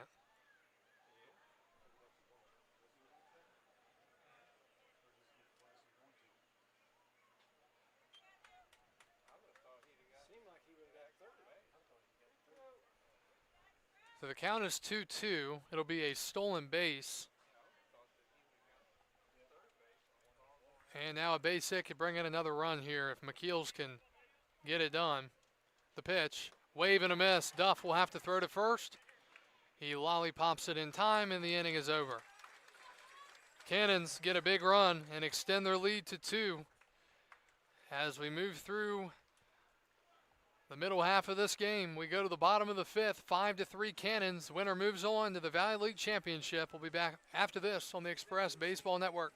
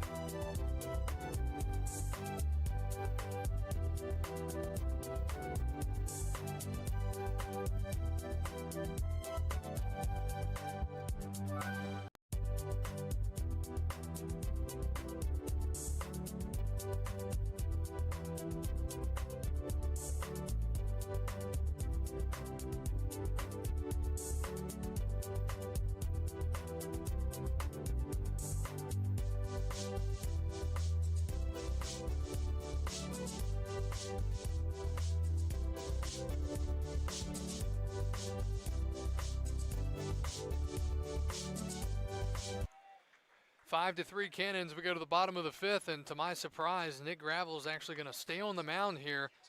They're not going to go to the left-hander. They're going to stick to with the righty Gravel, and he will face Beaver, McCarter, and Mosley here in the bottom of the 5th. The pitch. Beaver swings and crushes it to right, but it's going to go foul. Had a lot on it, but he couldn't keep it straight. That would have been a one-run game, and instead it's a long foul ball, just like Mosley had the other night. And then Mosley went on to get a base hit right after. 0-1 to Beaver. He's 0 for 2 tonight. And that one's way high, 1-1.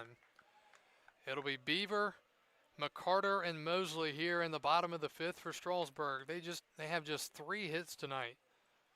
Very surprising after they had 15 the other night in 6+ innings. 1-1. Swing and a miss, 1-2.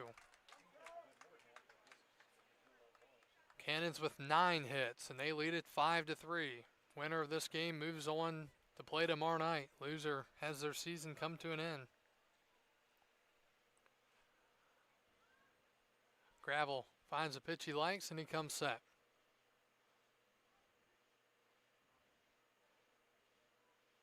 The 1-2. Up and away, 2-2.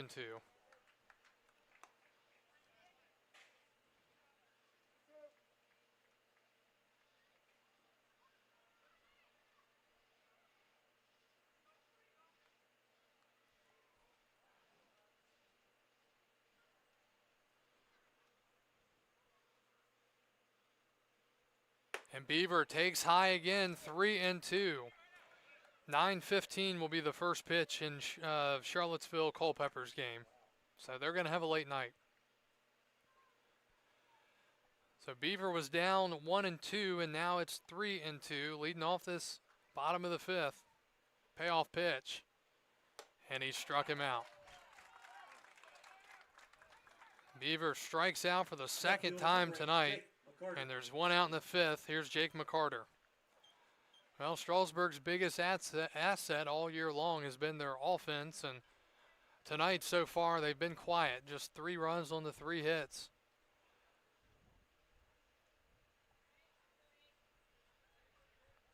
And Castillo and Beaver are combined 0 for 6.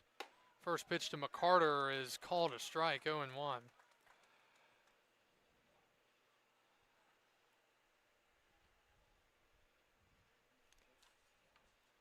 McCarter's been swinging it well. He takes down and away. He's got a double and a walk tonight, a run scored in there as well, back in the second.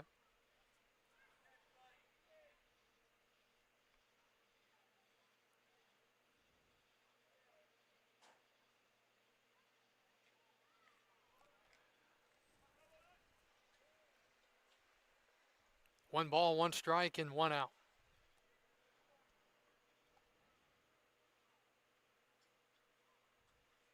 And that is drilled to center field. It's pretty well struck, backing the center fielder up to the wall and gone. And this is a 1-run game here in the 5th inning.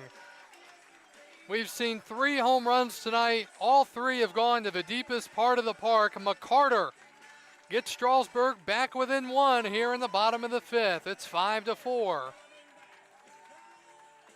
That baseball just kept on flying. Acevedo out there in center gave it a look, but it was gone. So Strasburg back within 1 again after giving up that run in the top of the inning. So McCarter with his first home run of the game. He's 2 for 2, and here's Mosley. He hit a 3-run homer back in the second. Here's the pitch. Swing and a miss, trying to do it again, 0-1. We've seen some home run hacks this inning. Beaver, and then McCarter, and now Mosley. Brett nearly hit another one his last time up. He just got under it. 0-1. That's up and away, 1-1. So they sent Gravel back out here for this 5th inning, and he's allowed the 1 run so far. But the Cannons still lead 5-4. 2 home runs for the Express and 1 for the Cannons. The 1-1. Breaking ball falls in for a strike, 1-2.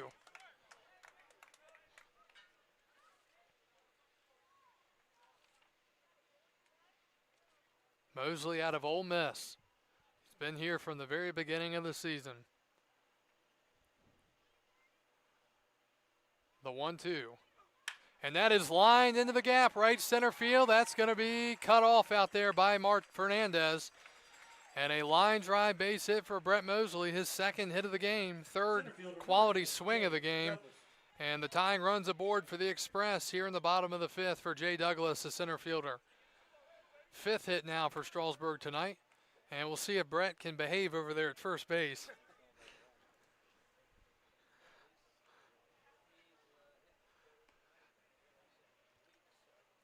Cannons are getting the bullpen action going again. Very small lead for Brett. Here's the pitch. Breaking ball off the plate, ball 1.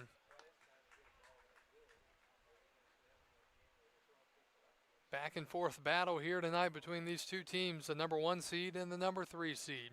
1-0 to Douglas. And Jay fouls it back up above us, 1-1.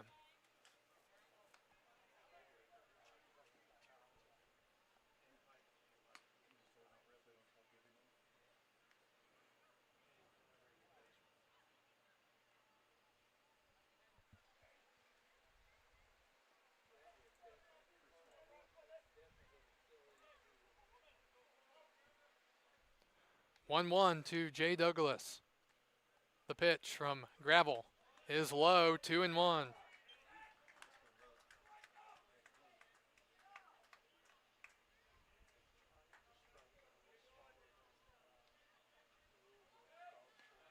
Good hitters count for Douglas here, who got under a fly ball to left his last time. And a breaking ball inside. He thought about going, but he laid off, 3-1. Logan Duff, the catcher, on deck. He's 1 for 2 tonight. Mosley at first. He's the tying run. And Douglas draws the walk as Gravel is in trouble again here in the 5th.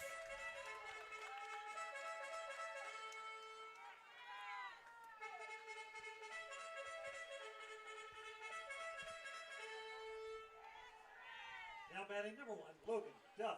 All I'm going to say is Duff, when he arrived last year, he hit a huge home run. I think it was a walk-off grand slam.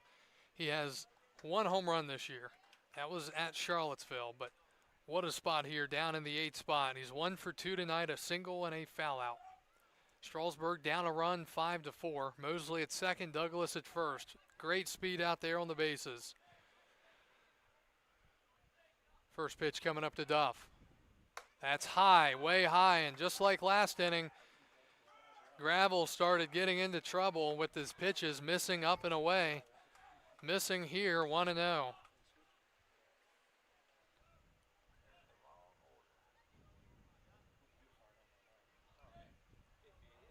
1-0 to the catcher from Randolph Macon. Swing and a miss, big hack, healthy hack. He was trying to lift Strasburg into the lead. 1 ball, 1 strike, 1 out with player number 1 at the plate. Nick Gravel trying to keep it right here. Keep this a 1-run lead for his Cannons and send it to the 6th inning. Duff trying to tie it or give the Express the lead. That in there at the knees, 1-2. Brooks Henderson, the third baseman, on deck for the Express. He's 0 for 0 with a sac bunt and a walk. Strikeout, home run, single, and a walk here in the inning for the Express. A lot of room on the left side of the infield. 1-2.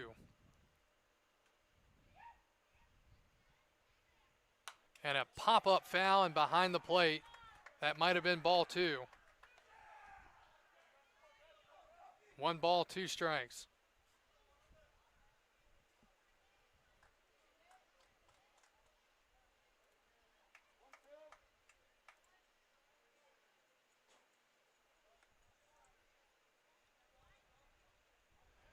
One, two, the count. Again, Gravel sets and deals. Breaking ball popped up, shallow center. Acevedo hustling in, coming out is Freeman, and Freeman will make the catch. Backpedaling, nice play into shallow right field, and there are 2 outs. So 2 outs now for the 9-hitter, Brooks Henderson. Now batting third baseman number 4, Brooks Henderson. Can Henderson come up with a big-time hit here in the bottom of the 5th?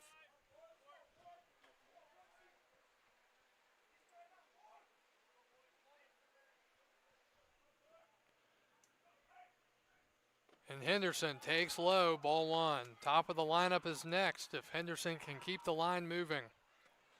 2 hits in the inning here for Strasburg.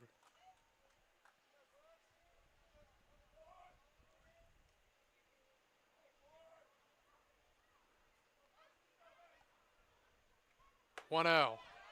Misses, 2-0.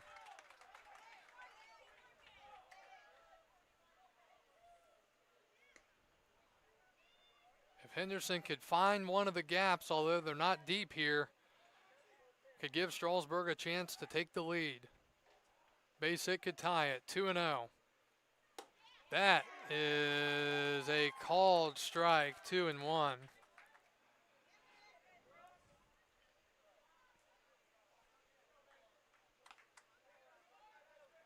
Henderson out of the University of Maryland, Baltimore County. 2-1. That's low and in the dirt, 3-1. And Gravel, who has worked 2 2/3 so far, has thrown more balls than strikes. He's thrown 66 pitches through 2 2/3. He is leaving it all out there. I mean, leaving his whole arm out on the mound right now. 3-1 to Henderson, 2 outs. And a swing and a deep drive to left field by Henderson. Down the line, it's gone!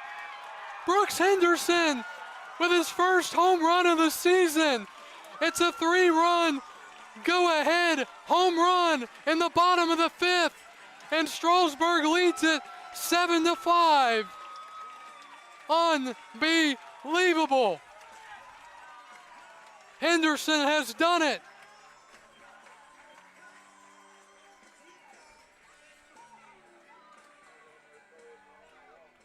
Shortstop number 41, Brady Bowles.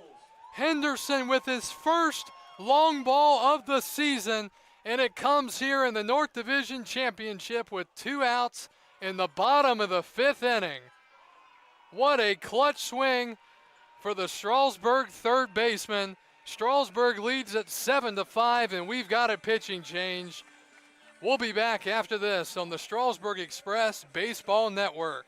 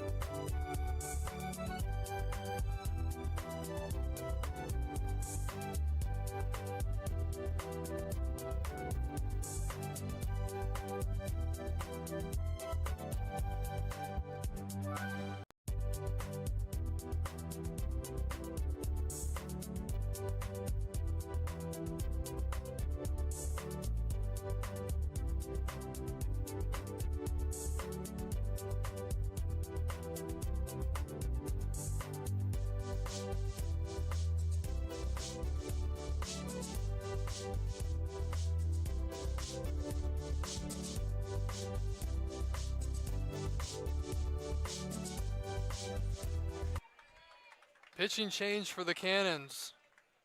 They're going to the left-hander Hazen Lancaster here in the bottom of the 5th inning. Strasburg taking a 7-5 lead thanks to a 3-run, 2-out homer by Brooks Henderson. Here's Brady Bowles. And Bowles takes a strike from Lancaster, 0-1. Lancaster is a 6'2 left-hander from the University of North Carolina, Greensboro. He's out of Raleigh, North Carolina. Bowles tonight 0 for 2 with a walk and an RBI. That pitch misses, 1-1. What an inning here for the Express. 2 home runs in the inning, McCarter and Henderson. The 1-1. Bowles takes high, 2 balls and a strike. Again, I talked about Brooks Henderson not having a home run the entire season. In 63 at-bats, no home runs, 2-1. Swing and a miss, 2-2.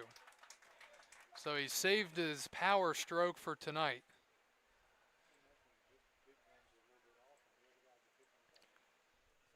Two balls, 2 strikes, 2 outs for Lancaster, making his 14th appearance of the year. He's got a 5 ERA, 2-2. Swinging a chopper foul. 18 innings, 15 strikeouts, 14 walks. He's allowed 21 hits, so pretty much allows a hit, a strikeout and a walk every inning.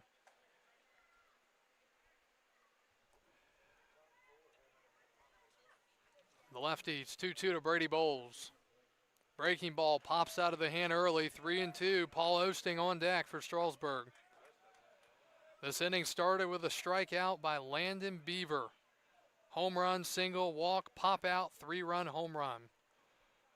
Payoff pitch to Bowles here in the 5th. Swinging a line drive over the first baseman's head and down toward the corner. Bowles is going to stop at first after the single. And the inning continues for Strasburg. Bowles has his first hit of the game. Right fielder, number 9, Paul. And it brings Paul Osting to the plate. So just like that, Strasburg up to 7 hits on the game. They had just 3 coming into this inning. Bowles taking that ball the opposite way for the hit. And now Paul Osting, the switch hitter, hitting from the right side now. He's walked twice and struck out once. The pitch from Lancaster. Breaking ball in there, strike 1.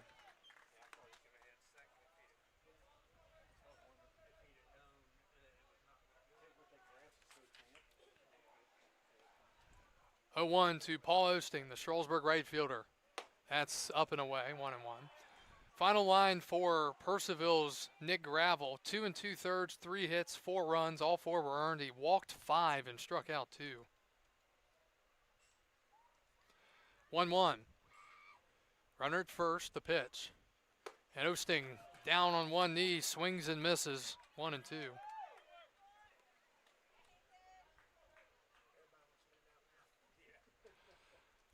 Well, you see a couple guys hit home runs, you want to join in on the party. 1-2. Setting the pitch. And he swings and misses, and that'll do it here in the 5th, but not before Strasburg takes their first lead of the game. They lead it 7-5 as we go to the 6th here in the North Division Championship. We'll be back right after this.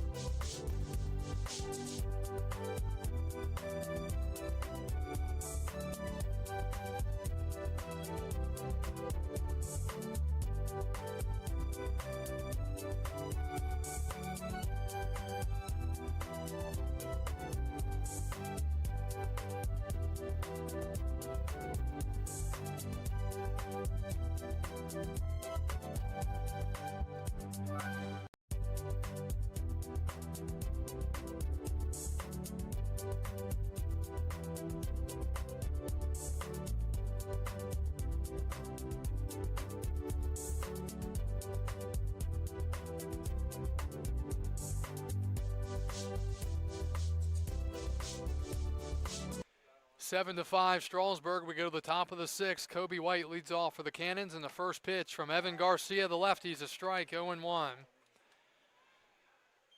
Cannons send up White, Acevedo, and Fernandez. They're all left-handers, and then Marsala is also a left-hander. Here's the 0-1 from Garcia. Breaking ball, strike 2. Kobe White 0 for 2 with a RBI on a ground ball back in the 2nd. And the scoreboard just went out. All right, here's the pitch to White. That's in the dirt. and it's 2-2. Excuse me, 1-2. Might have a short in our scoreboard again. Didn't it happen the same night with the rain as well? Yeah. 1-2. Here it comes from Evan Garcia, and he hits him. Was ahead of him 1-2, lefty, and he puts on the fastest player on the Cannons. So White's aboard. Center fielder number 8, Ethan Acevedo. And not a great start to the inning once again for the Express. So now Acevedo, who's 3 for 3 with 3 singles, will bat. Time is called as White's getting a second. Absolutely cannot hit him right there in that spot. It's the last thing you can do, especially after taking the lead. So just like that, the Cannons get the tying run back to the plate. Acevedo's a guy, I don't think he had hit a home run all season either, so maybe he'll jump into one here.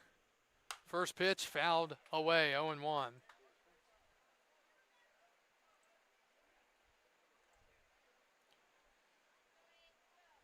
Culpeper and Charlottesville have finally gotten started. They play in the first inning, top of the first. 0-1 from Garcia. That's down and away, 1-1. Well, I get it here for Strasburg. You want to try to have the left-handed pitcher facing all these left-handed hitters, but you've got to get them out. You can't walk them or hit them, and we saw White get hit to start this inning. So that kind of goes against the plan. Showing bunt is Acevedo, and it's foul, 1-2. This Cannons team, they have a lot of left-handers. I mean, Kono's a lefty. McKeels is a lefty.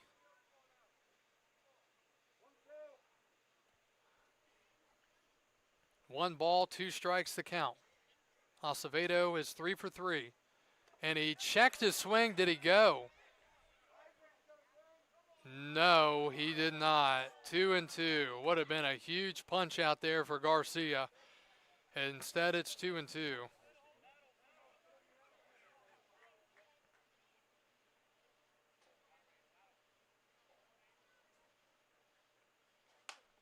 And that is fouled away.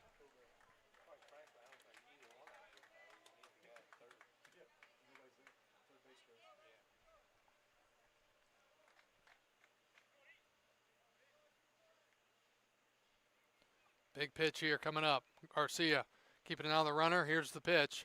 Breaking ball, he froze him and struck him out looking for out number 1 here in the top of the 6th inning.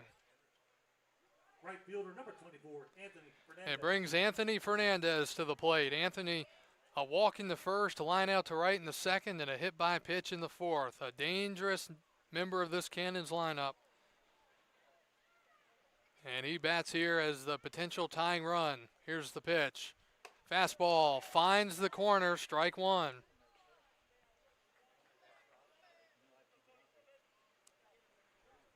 Kobe White at first for the Cannons. The pitch.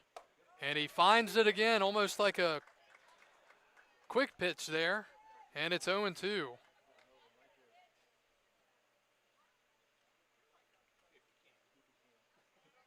He's well ahead. What does he do with it? The 0-2. Runner goes, the pitch is in the dirt, and White will take second. So again, there's the danger of walking or hitting the leadoff man. He's got great speed, and now he's at second base with 1 out.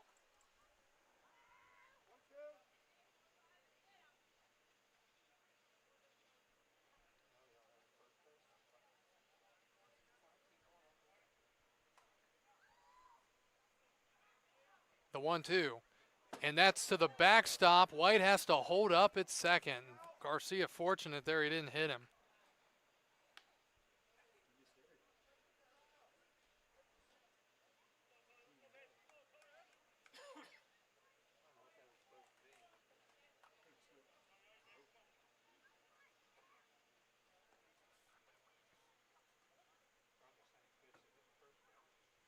Two-two.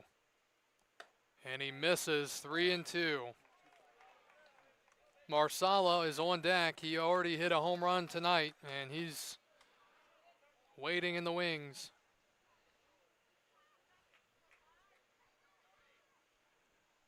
Had him down 0-2, and now it's 3-2. White at second, the pitch, and he struck him out looking on a breaking ball. Back-to-back punch-outs for Garcia. 2 outs in the 6th.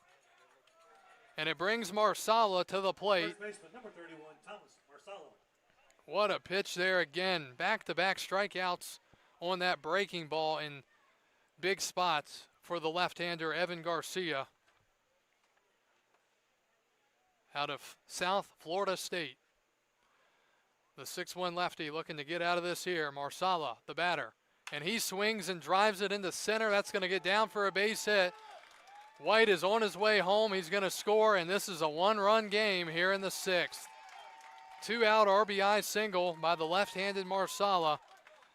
And the leadoff hit by pitch, Costley.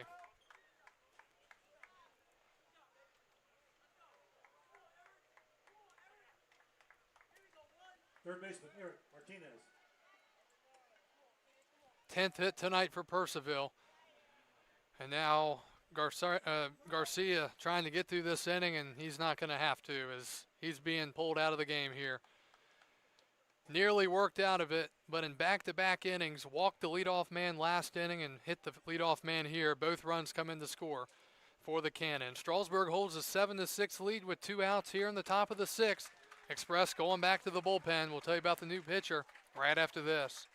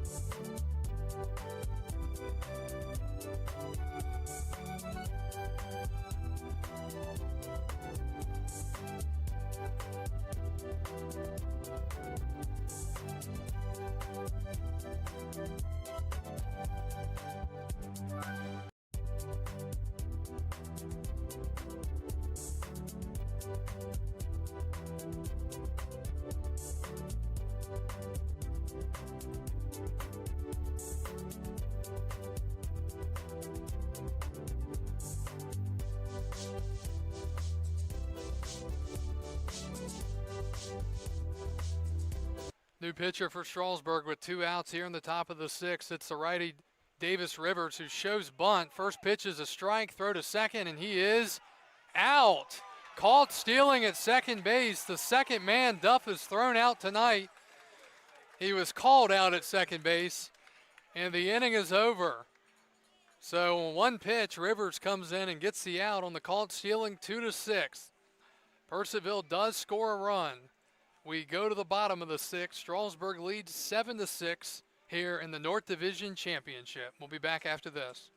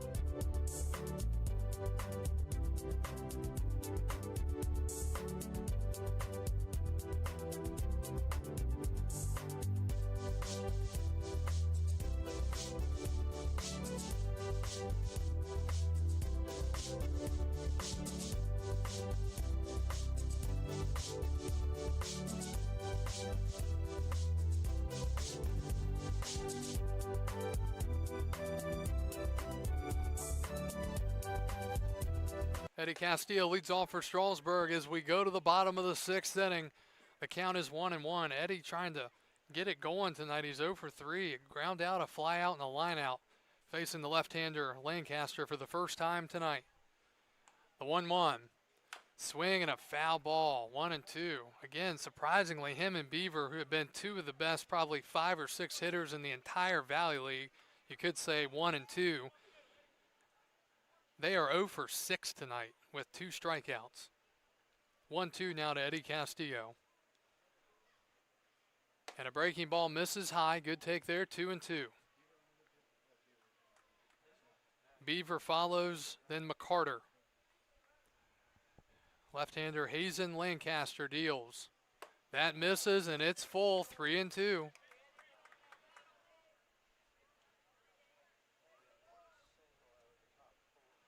Full count after Eddie was behind 0-2.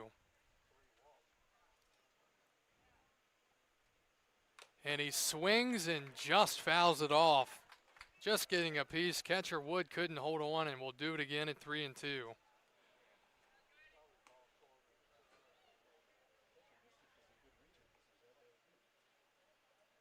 3-2 again. And that misses, ball 4 just off the plate. It's a leadoff walk here in the bottom of the 6th. First baseman, number 15, Landon Beaver. And it brings Beaver to the plate. While he steps up, let's look at some Major League Baseball finals today. The Angels beat the Mariners 4-1. Rangers beat the Braves 8-1. Padres beat the Cardinals 9-2. Brewers beat the Marlins 3-2. Cubs beat the White Sox 5-4. As Beaver steps in, lefty-lefty, swings and misses, 0-1. Nats beat the Twins 7-2. Athletics beat the Astros 7-1. Royals beat the Guardians 4-1. Tigers beat the Blue Jays 10-4. 0-1. Beaver pops it up the chute. It's foul, 0-2. Cincinnati defeated Tampa Bay 2-1. Pirates shut out the Diamondbacks 6-0.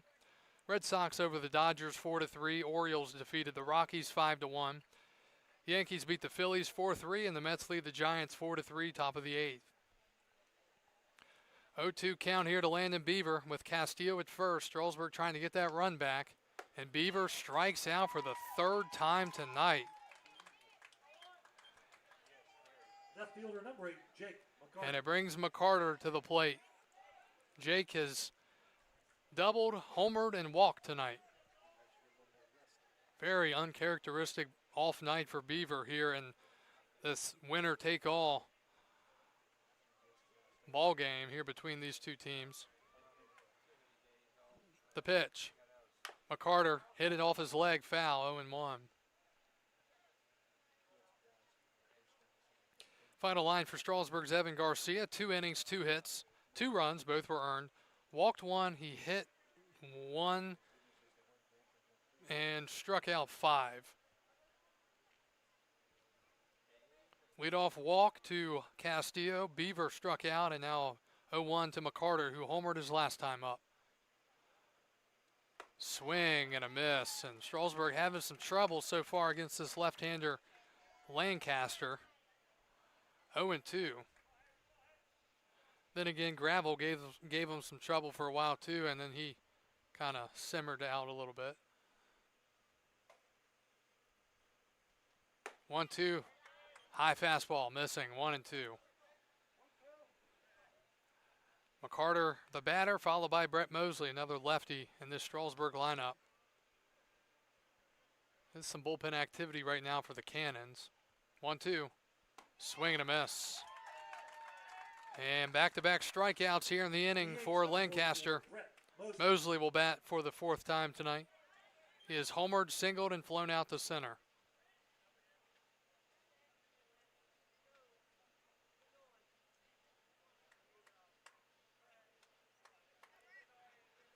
So this could be one of those rare instances where a leadoff walk results in nothing. Mosley takes a strike, 0-1.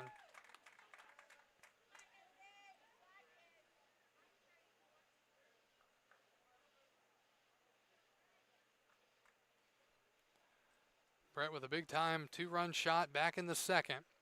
Takes inside, ball 1. And if you're Strasburg, you want to work these relievers as much as you can. At this point in the year, a lot of teams getting low on arms, so you keep making them put more out there and burn up what they have. And so far, this is their 3rd pitcher of the night. 1-1. Mosley didn't want to swing, but he ended up swinging, and it was way off the plate, 1-2. Cannons will send up Martinez, Kono, and Freeman, 4, 5, 6 in the 7th inning. Down by 1, and Strasburg trying to make it a little bit more here. 1-2 to Mosley. Down and away, he lays off the fastball.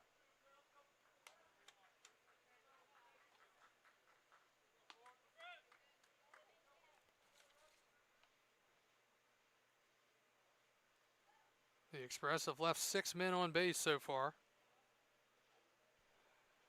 And that is strike 3. And Mosley down on strikes, and that'll do it in the 6th inning. Getting down to the nitty-gritty here in this one, we go to the 7th. Strasburg 7, Purcellville 6. We're back after this here in the North Division Championship.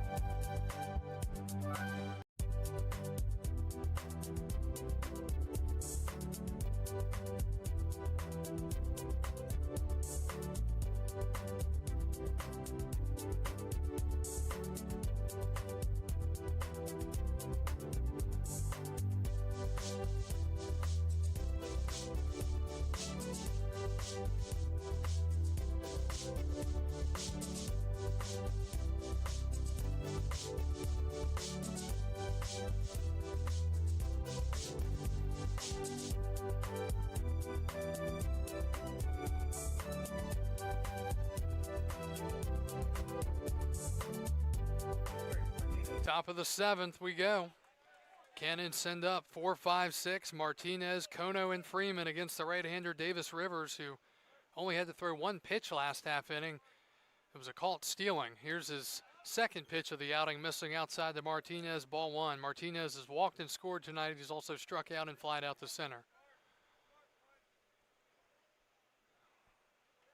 7-6 Strasburg. Here's the 1-0. That's in there from Rivers, 1-1.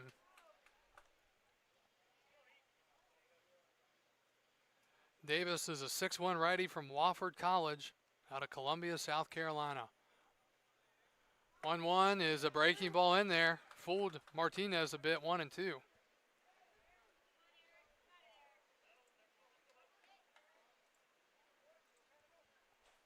1 ball, 2 strikes to the righty Martinez.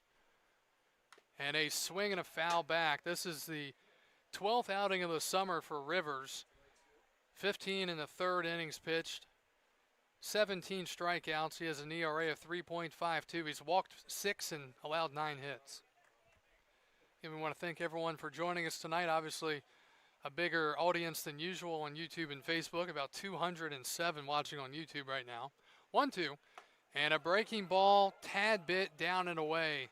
Not a bad pitch at all from Rivers, but he didn't get the call. It's 2-2.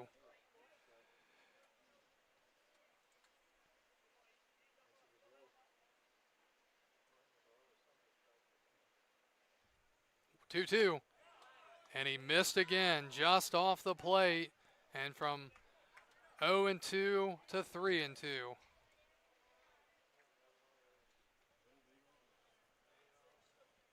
The payoff pitch, and he struck him out swinging. Rivers gets the punch out to start the 7th inning. Big time pitch there, and it brings Masuki Kono to the plate for the 4th time tonight.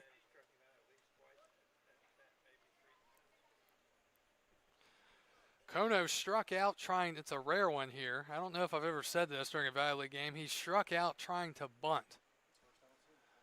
Very rare thing to see. Here he takes a strike, 0-1. He was ahead in the count. Let's see, he was ahead 3-0. He then took a strike when he was showing bunt. The next pitch he fouled it off, and then the next pitch he fouled it off again. 0-1. That is high, 1-1.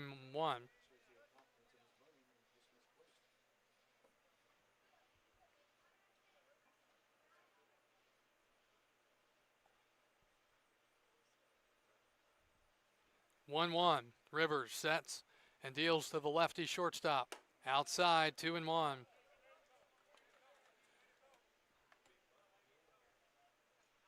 We've gotten ourselves a entertaining game to this point between these two teams. 2-1.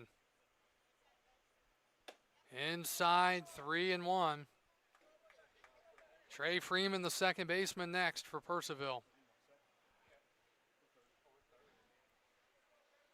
Rivers 12 pitches so far, 6 balls, 6 strikes. Trying to get back in the at-bat here. Kono not bunting and pops it up foul, 3-2.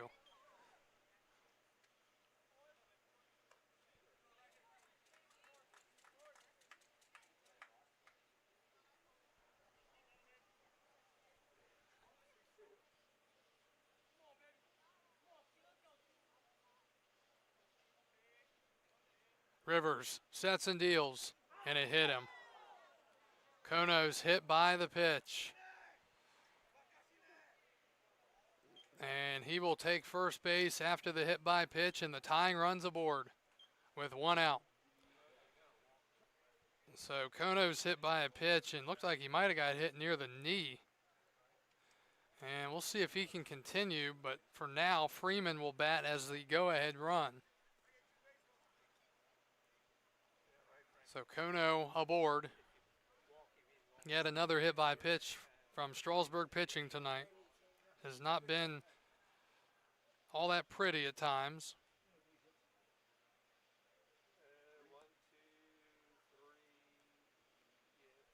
3 hit by pitches tonight for the Express pitchers. Kono getting looked at over there. He was hit, yeah, looks like right on the knee, the right knee, trying to flex it out. He'll end up staying in there, I'm sure. Second baseman, number 6, Trey Freeman. So Kono stays in. Here's Freeman.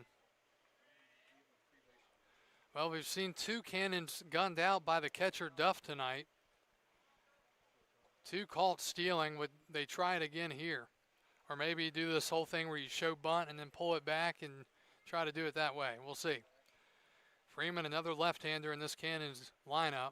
And a check to first and an awkward slide back into the base there from Kono.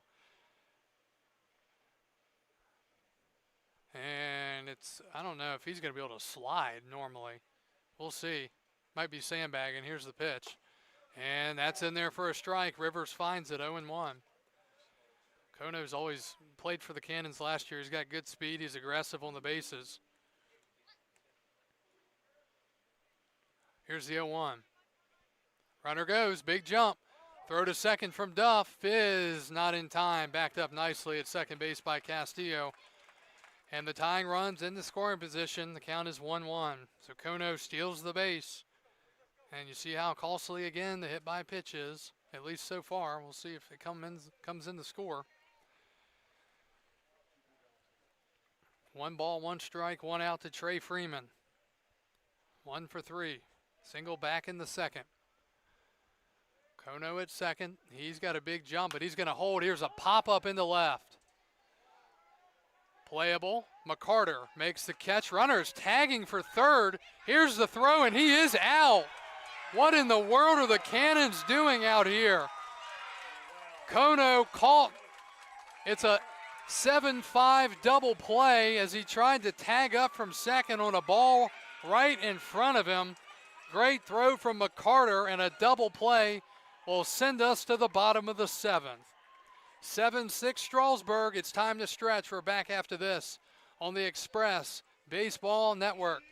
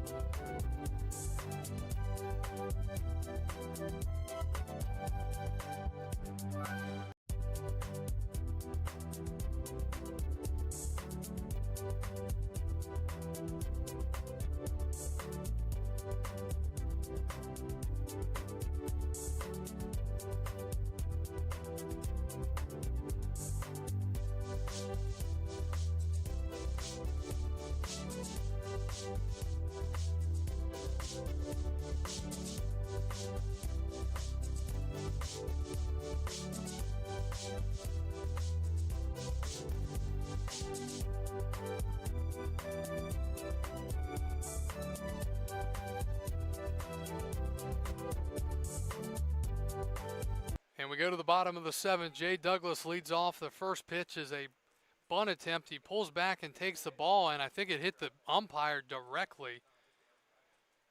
Did the catcher get any mid on it at all? So a painful start to the inning for the home plate umpire. Everybody going to give him a breather. He's going to be feeling that one tomorrow. Rest of the night, tonight and tomorrow, and maybe even a couple days after that.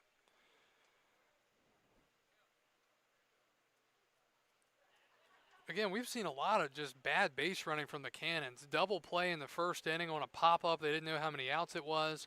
2 called stealings where that's what the umpire called. And then the double play on the last half inning to end the inning. 1-0 to Jay Douglas. Douglas fouls it back, 1-1.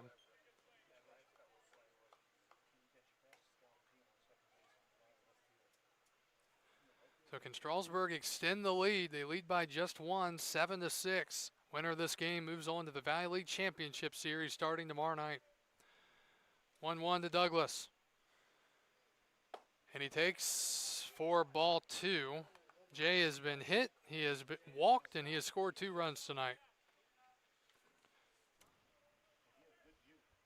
2 balls, 1 strike to the Strasburg center fielder.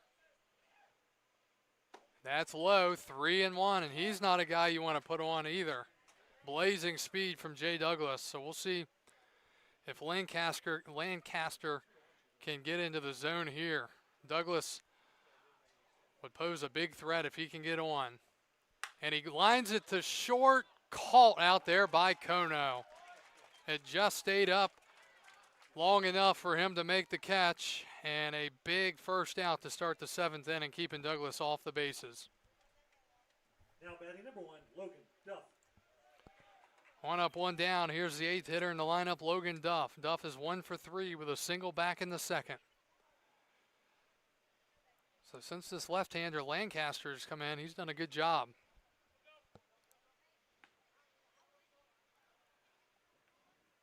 Duff takes ball 1. 1-0.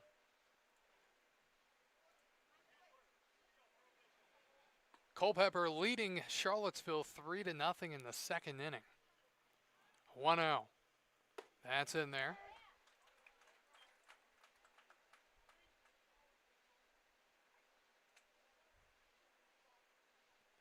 So good start to the game for the Culpeper Cavaliers. 1-1. Swing and a miss. Duff tardy, 1-2. The hero of tonight so far, Brooks Henderson, is on deck for the Express. 1 for 1.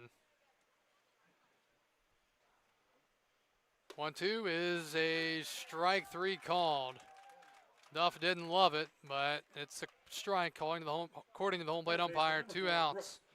And here's Brooks Henderson. Brooks with a sac bunt in the 2nd. He was walked in the 4th and hit a go-ahead 3-run home run in the bottom of the 5th. At the time to give the Express a 7-5 lead, but now it's 7-6 with 2 outs here in the bottom of the 7th inning. Top of the lineup is next. Here's the pitch. That's in the dirt, ball 1.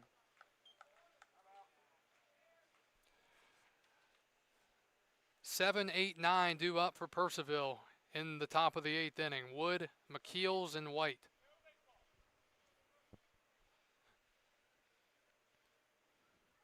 One 0. And that's fouled back, 1-1. Culpeper leads Charlottesville 3-0 in the 2nd inning in Charlottesville.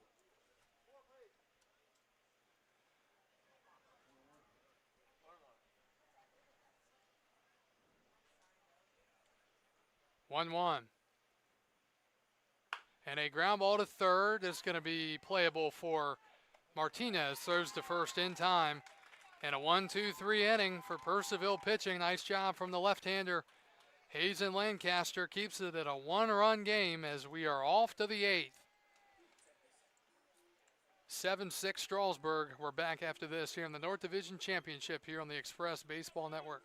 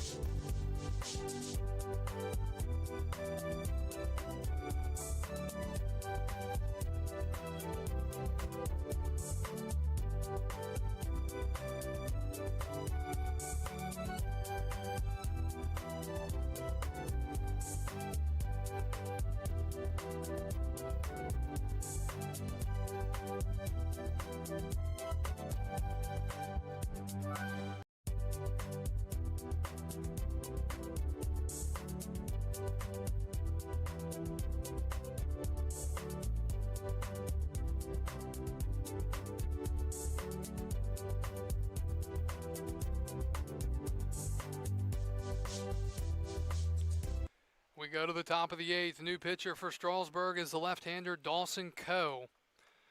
Coe is a 6'1 lefty from Georgia Southern out of Covington, Georgia. And he will take over here in the 8th inning trying to preserve this one-run lead. And he'll face 7, 8, 9 Colson Wood, Jackson McKeels, and Colby White. Colson Wood's been really good tonight for the Cannons. Single and a double, 2 RBIs, a run scored, and a walk. Here's the pitch. That's in there, strike 1.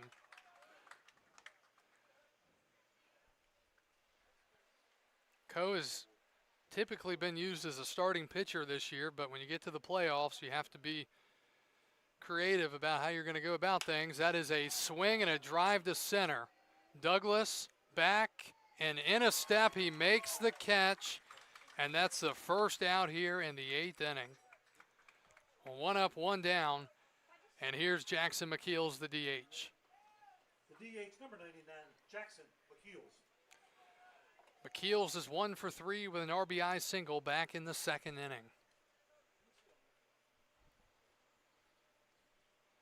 Facing the lefty Coe here in the 8th inning. The first pitch, breaking ball, low, ball 1. Purcellville 6 runs on 10 hits, no errors. Strasburg 7 runs on 7 hits and no errors. 1-0 is a little bit low, 2-0.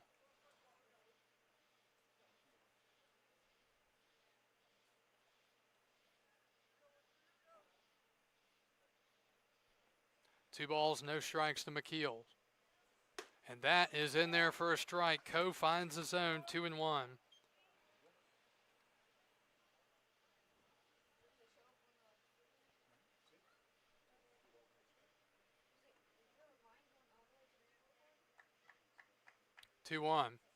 That is in there again, and Coe pounding the zone, 2-2.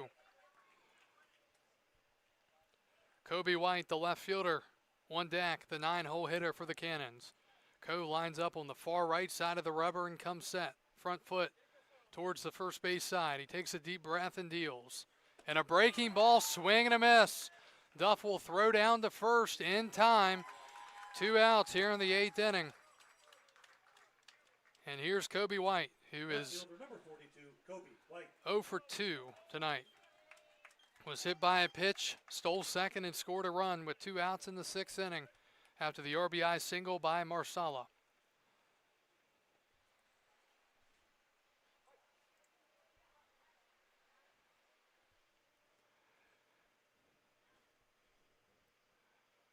Coe deals. That's in the dirt. 1-0. 3 left-handed hitters in a row coming up after White here. They've actually got 5 lefties in a row in their lineup. 8, 9, 1, 2, 3. Coe misses a little bit off the plate, 2-0. Strasburg will have the top of the lineup due up in the bottom of the 8th inning, trying to hold on to this 1-run lead here in this winner-take-all game. Dangerous count, 2 balls, no strikes. And White watches it in for a strike, 2-1.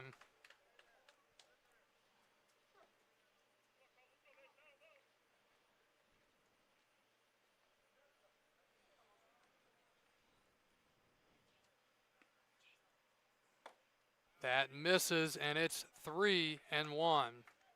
A walk here would put the tying run on first and bring the go-ahead run to the plate, and Ethan Acevedo. Strasburg would like to have them bat in the 9th inning with nobody on instead.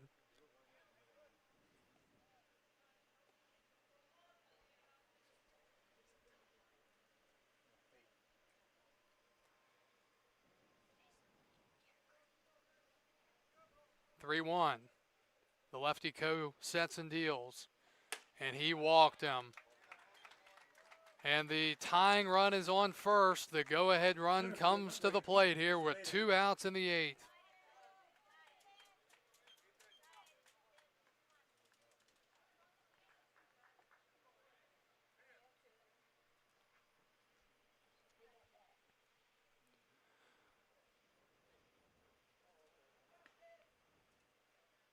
Acevedo is 3 for 4 tonight, 3 singles. He was caught looking on a 3-2 breaking ball his last time up. He's a tough customer, and the thing is here, a ball in the gap could potentially tie the game. White with plus speed over there at first, and I'd be shocked if he tries to take second here, but we've seen the Cannons do a lot of crazy things tonight. Here's the pitch. That misses, ball 1. The big thing is Coe's got to keep the ball out of the dirt and not allow White to get the second on a wild pitch. The count is 1-0. And a swing and a line drive into left center. It's a base hit. Douglas gets it in, and it's first and second with 2 outs. White was thinking about going to third there, but he held up. 2-out magic here, and it brings Fernandez to the plate. Right fielder number 24, Anthony Fernandez. Fernandez has not popped one yet. You start to worry, when will he pop one? We've got a visit to the mound, and we'll be right back here with 2 outs in the 8th inning.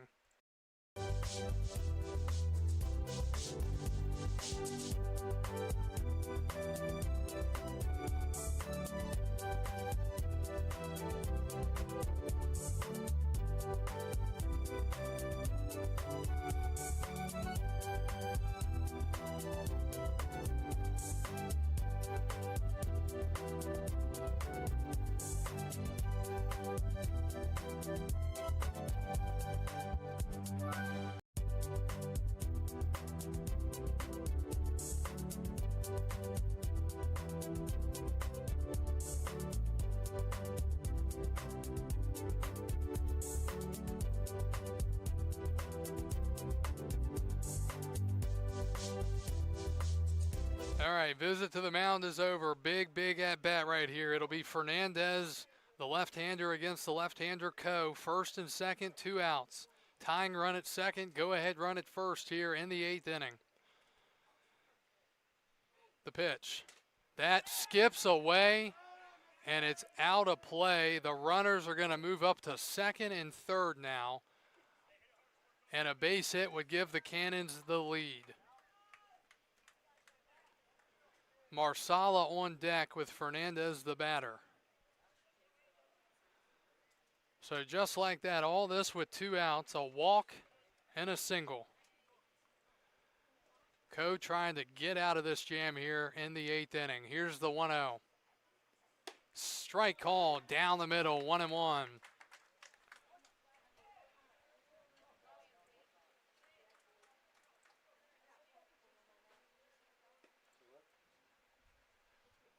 One ball, 1 strike.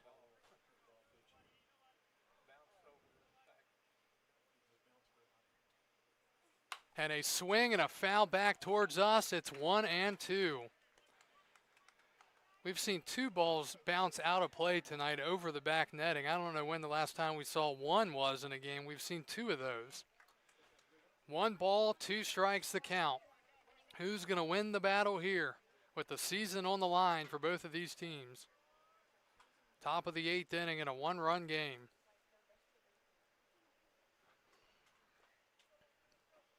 Coe sets and deals. And that misses off the plate, 2-2. Again, Marsala is on deck. He hit a lefty RBI single back in the 6th, and in the 3rd he hit a home run. So he's a dangerous one on deck as well. 2 balls, 2 strikes, 2 outs to Anthony Fernandez. And a check swing, did he go? No, he did not, according to the base umpire. He went all the way around, but they didn't ring him up. And the Strasburg dugout is not happy. Fernandez appeared to have gone all the way around on the high fastball. Home plate umpire didn't ring him up, and then the check said he didn't go either. 3-2 now with 2 outs. And a foul back will do it again. Could that come back to be huge? Not just game altering, but season altering. On a check swing, on a 2-2 pitch.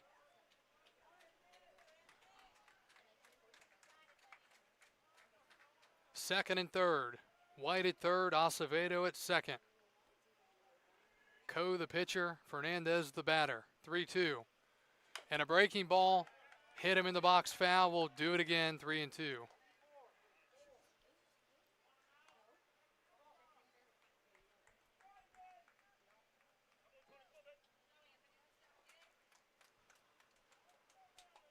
High pressure spot here. This is the pitch of the year to this point.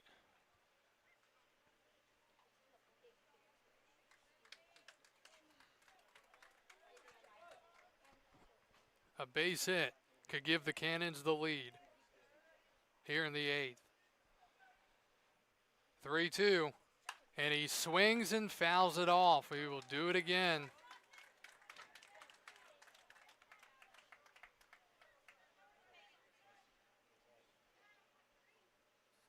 This will be the 9th pitch of the at-bat coming up here between Coe and Fernandez.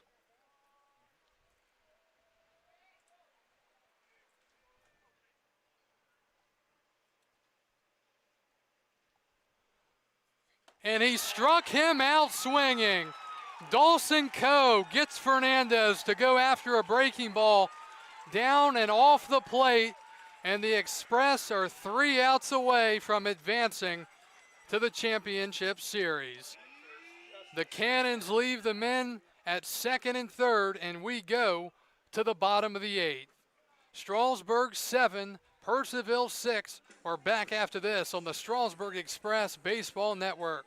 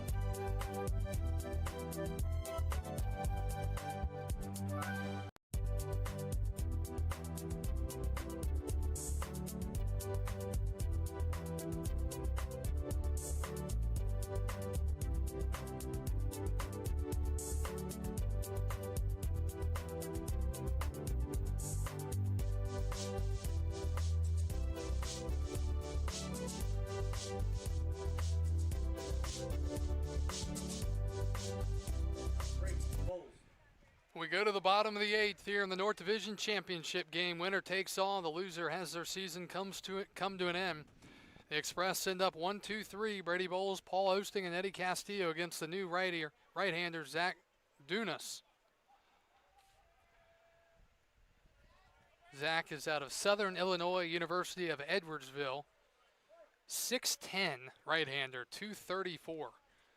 Bowles will bat. He's 1 for 3 tonight. And he takes a strike. It's 0-1. Strasburg would love to add on to their lead here in the 9th inning, or bottom of the 8th. 0-1. And that's just a bit outside. Held on to it a little bit too long. 1 ball, 1 strike to count.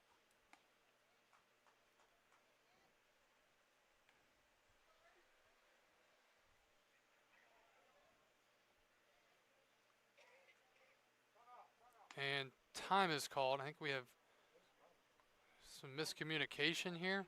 Or is he hurt?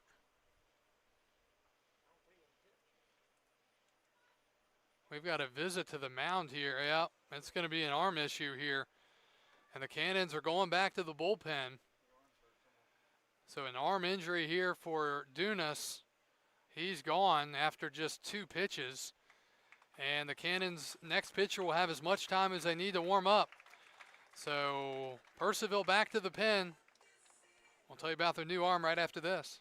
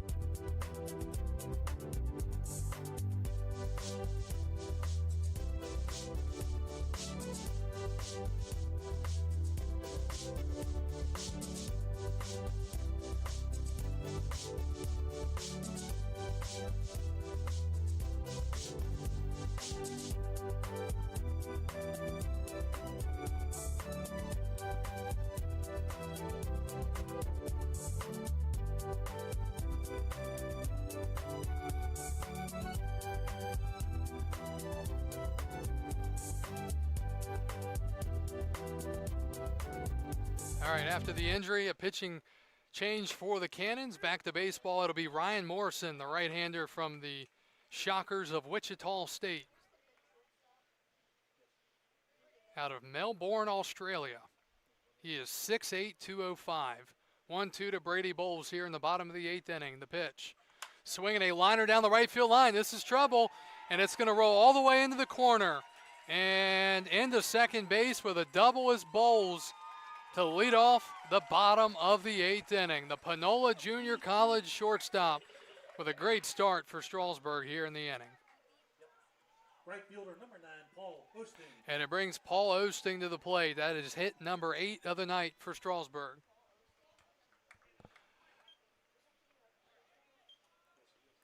And Cannons are expecting a bunt here.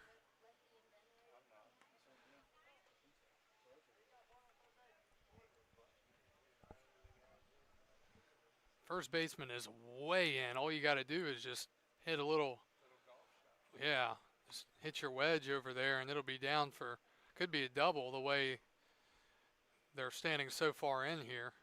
Runner at second, Osting. He does not show, and he takes ball 1. Again, this Strasburg team, they don't like bunting. They bunted once for a sacrifice the entire season until tonight where they bunted one other time. Yeah, it can be dangerous standing this far in here, especially for the first baseman, Marsala, who's got to lead off next half inning. 1-0, and that finds the zone 1-1. So Morrison in for the injured Dunas, who came in and threw 2 pitches and had to leave the game. So this is already the 5th pitcher of the night, 2nd of the inning here for the Cannons. 7-6 Strasburg, bottom 8. Nobody out, big runner at second, Brady Bowles. And a swing and a foul ball, 1-2. Really want to get that runner over to third here and give the next few guys a chance here. We've got Castillo and Beaver to follow, and, well, they're looking to get off the schneid. They're both very much due, especially Beaver. 3 punch-outs tonight. I believe he only had 1 game all year with 3 punch-outs. 1-2 to Paul Osting. Checking the runner at second is Morrison.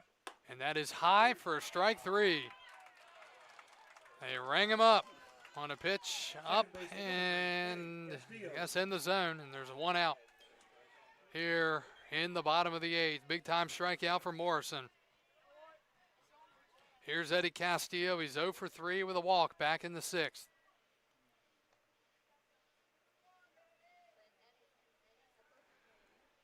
So can Castillo get his first hit of the game here in the 8th inning? It would be a big time to do it.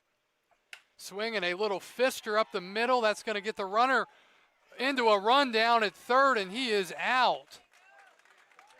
Kono decides to throw across his body over to third base. Bowles was just running in, and that's a 2nd out. That's a huge out for the Cannons right there. Castillo reaches on the fielder's choice. If number 15, Landon Beaver. Where Bowles got into trouble there is he stopped. He was going to keep going, and then he stopped. And that's what put him in big trouble. So now a runner at first with 2 outs, and here's Beaver, 0 for 4 with 3 strikeouts.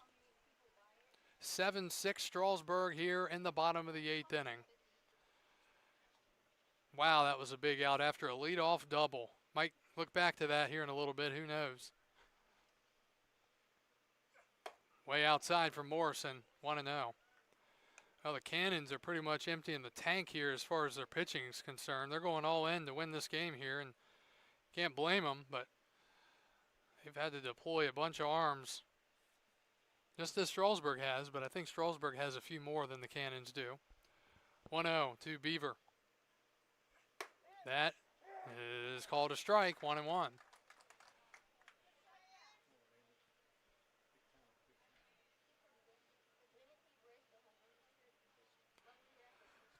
Bottom of the 4th in Charlottesville. Culpepper leads Charlottesville 3-0. 1-1 to Beaver. That's way outside, 2-1. Well, you've got McCarter on deck. If he could get up, he's been swinging it well tonight. I know he struck out his last time up, but nobody was really seeing the left-hander Lancaster all that well. 2 balls and a strike to Landon Beaver out of the University of Alabama, Birmingham. He's been an unbelievable player this summer, and he's nearly hit it way inside, 3-1. McCarter on deck, 2 for 3 with a home run and a double. As we've surpassed the 3-hour and 10-minute mark almost in this game here tonight.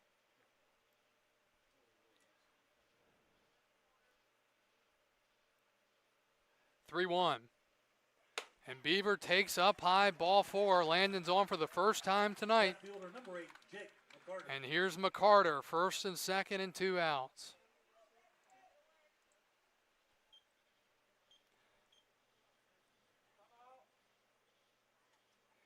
Strasburg has left 8 men on base so far tonight.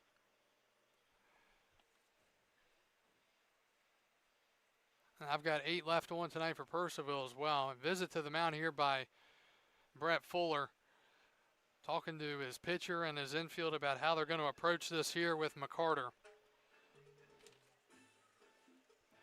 Thing is, then, if you try to be careful with McCarter, you've got Mosley to follow. We'll be right back after this visit.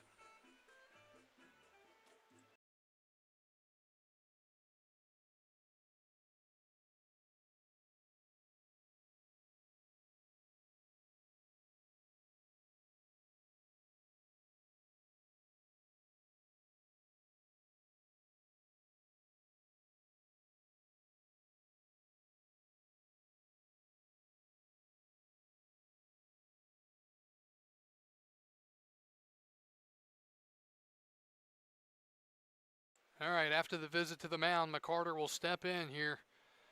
First and second, 2 outs, bottom of the 8th here in the North Division Championship. Strasburg leading 7-6. Bowles led off the inning with a double. He was then thrown out on a ground ball to shortstop, trying to get to third, and then after that, a walk to Beaver. McCarter steps in, and here's the first pitch. Way outside, ball 1.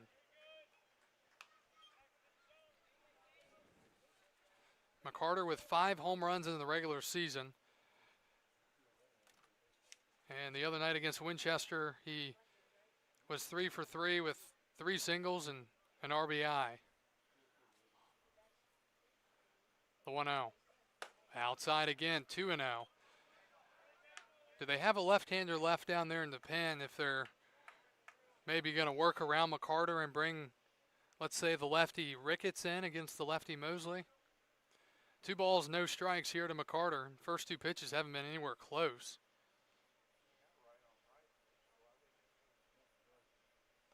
2-0. Swing and a line drive, base hit left field. Castillo is being sent home. Here's the throw to the plate. It's cut off. And a big-time RBI single by Jake McCarter gives Strasburg a 2-run lead here in the bottom of the 8th. He comes up with the base knock, driving in Castillo from second, making it 8-6 Strasburg. Number 44, Brett Mosley. 9 hits now for Strasburg.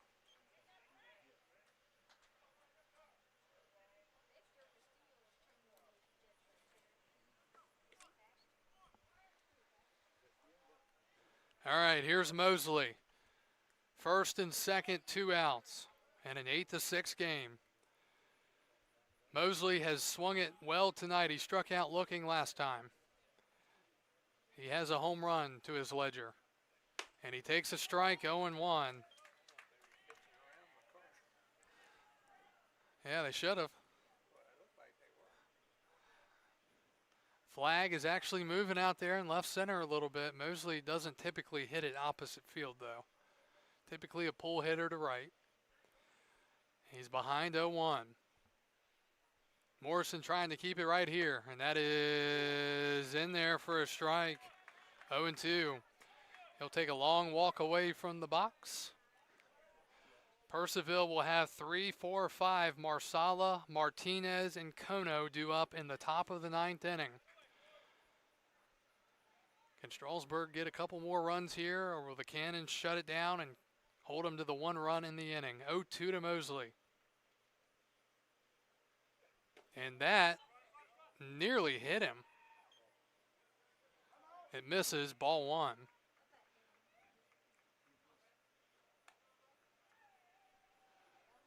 Long evening at the ballpark for many, especially the folks getting the field ready. The players from both teams got here in plenty of time before the scheduled start time, delayed 1 hour and 17 minutes. We play here coming up at 10:30 in the bottom of the 8th with 2 outs. 1-2 to Brett Mosley.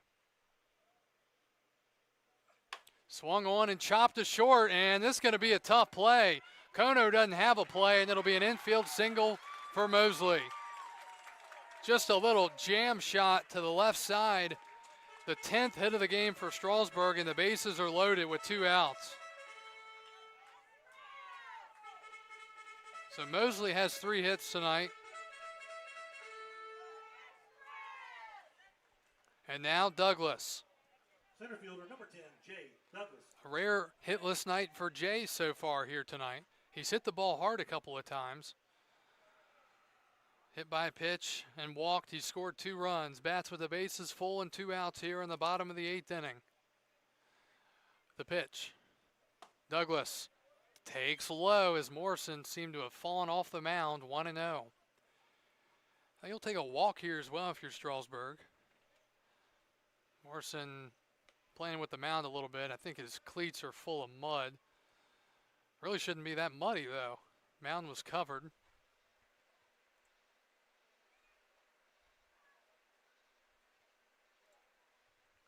One ball, no strikes to Jay Douglas. He takes high, 2-0, and I think here if you're Jay, you've got to be very selective. Very selective. In fact, I don't think I would swing unless it was granny styled in. 2 balls, no strikes, bases full, bottom 8. And that is not even close. 3 balls, no strikes. So Douglas will be taking here. The question will be, can Morrison get one in the strike zone? 3 balls, no strikes.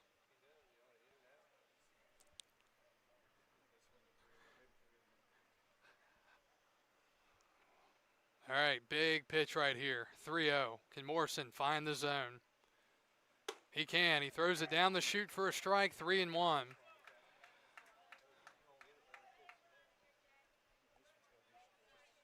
Three-1 now. Again, Purcellville really trying to strand these 3 runners on base here and keep it at a 2-run deficit. 3-1 to Douglas. Here it comes. And a swing and a miss. I think he went after ball 4. And it's 3-2. Pretty good crowd from both teams. Purcellville traveled here tonight.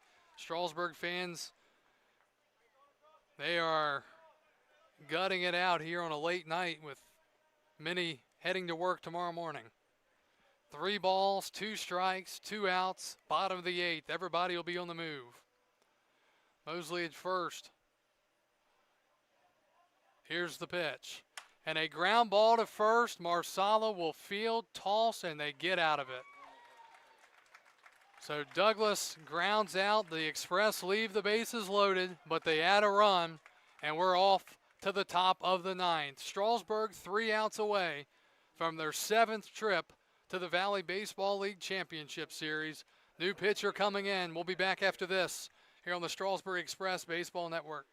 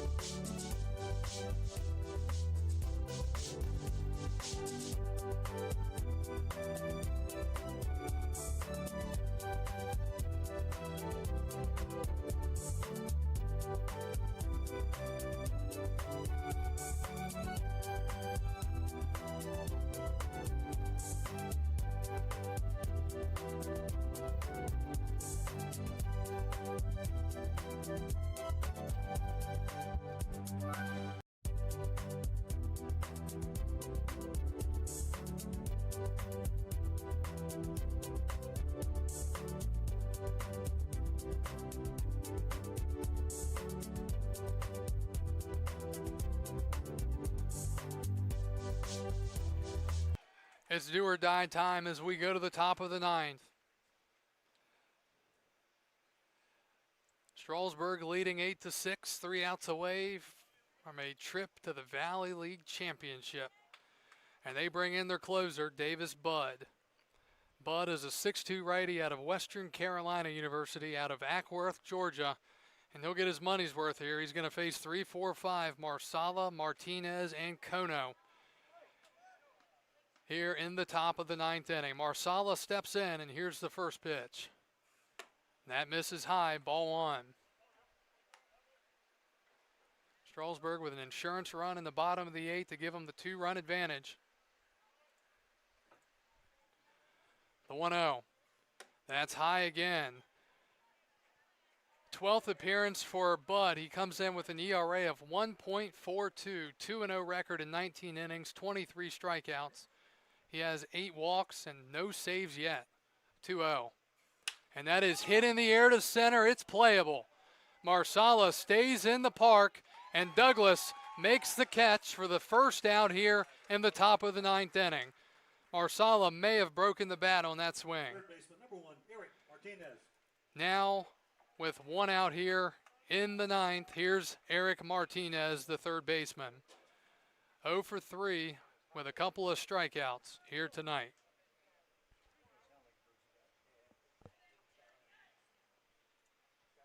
Here's the pitch. Fastball fired in for a strike. It's 0-1. The Cannons led this game 3-0 after an inning and a half. Strasburg responded back with 3 of their own to tie it. Here's the 0-1. Breaking ball in there. A big-time 3-run home run in the bottom of the 5th inning for Brooks Henderson, giving Strasburg the lead at the time, a 2-run lead. Here's the 0-2. Breaking ball missing. Purcellville responding back, though, with nothing, the 1 run. And then Strasburg with the insurance run in the 8th. Here's the pitch. Strike 3 called. Davis Budd strikes Martinez out looking, and the Express are 1 out away from moving on. The final hope here in the ninth is Matsuki Kono. This has been a heck of a game, back and forth battle between Strasburg and Purcellville. The Express trying to avenge the season-ending loss last year to these same Cannons in the North playoffs. Here's the pitch. Kono takes a strike, and the Express are 2 strikes away here in the ninth inning. 0-1 the count. 2 outs, top of the ninth. Strasburg leading the Purcellville Cannons here 8-6. So Kono's going to call time here. Possibly a warning. Regardless, it'll stop things temporarily. Strasburg has used some pitching tonight. Kendall started. Royd came in. Garcia. Davis Rivers. Dawson. Coe and Davis Budd. That pitch misses 1-1. We've seen guys step up tonight like Brooks Henderson, who hadn't hit a home run all year, hit a 3-run shot in the bottom of the 5th. Jake McCarter, a big night. Brett Mosley. Here's the 1-1. And that is in there for a strike. And Strasburg is now 1 strike away from moving on. 1 ball, 2 strikes, 2 outs, top of the ninth. Davis Budd will work from the wind. He kicks and delivers. The 1-2 pitch is just inside, and it's 2-2. Budd thought he had it. Home plate umpire said, not quite. 2-2 now.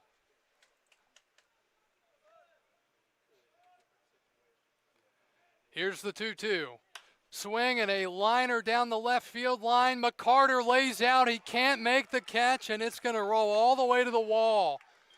And Kono is trying for third. Now he's going to hold up. The ball is thrown away and nearly into the dugout, but he holds up at second, and we're not through yet. Kono just serving it down the left field line with 2 strikes and keeping this game alive for Trey Freeman. So the Cannons are not going to go down here without a fight. Second baseman, number 6, Trey Freeman. Kono with another big-time hit.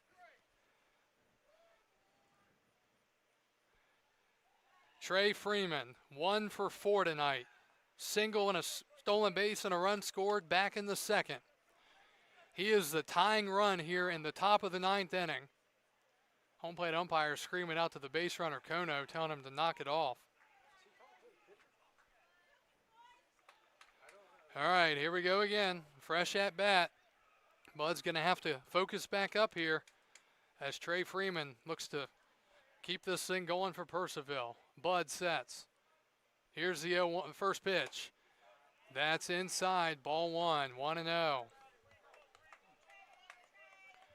The tall, lanky DH Jackson McKeels would be next. No, he wouldn't. Here's the 1-0. Swing and a line drive into center field. It's down for a hit. A run's going to come in to score, and it is 8-7 here in the top of the 9th inning.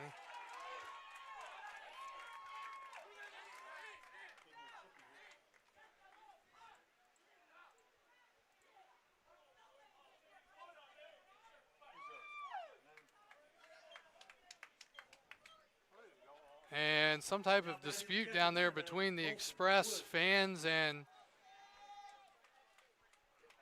Kono, apparently.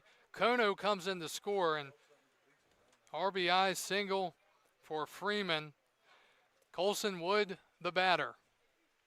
2 outs, 9th inning, a 1-run game as they have gotten back within 1. All this with 2 outs.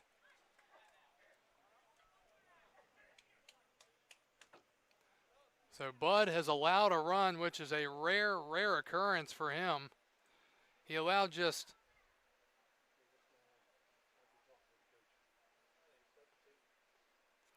3 runs the entire regular season. So now discussion here between a couple of the Purcellville coaches whether they're going to make a move or not here. For now, Trey Freeman is at third. So home plate umpire is saying that Kono was warned, and he said he doesn't care who he's yelling at or what he's saying. All right, so things have gotten dicey here again in the 9th. Purcellville making it interesting, back within 1, 8-7 with 2 outs in the 9th. Davis Bud facing the right-handed batter Colson Wood. Wood has been on 3 times tonight. Single, a double, a walk, 2 runs scored. Here's the first pitch. That's in there for a strike, and Bud gets ahead 0-1.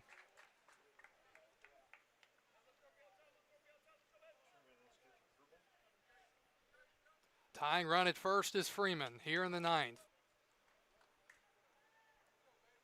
Bud sets and deals. Breaking ball, fouled off, and he's quickly ahead in the count 0-2 against the Purcellville catcher Colson Wood. So again, the Express are a strike away.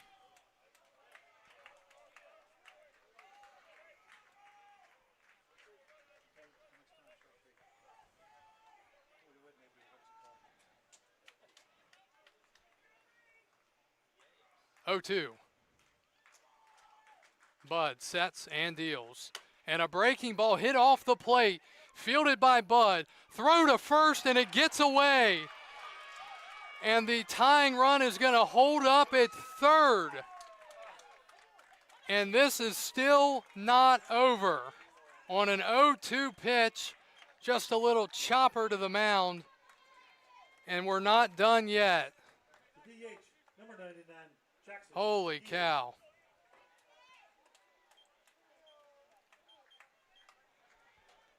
So a E1 on the pitcher, and the tying run is 90 feet away here in the 9th inning now. Here's McKeels. The pitch. Bud finds the zone again. It's 0-1. This has not been easy here in this 9th inning. McKeels trying to be the hero here for Purcellville. 0-1 the count.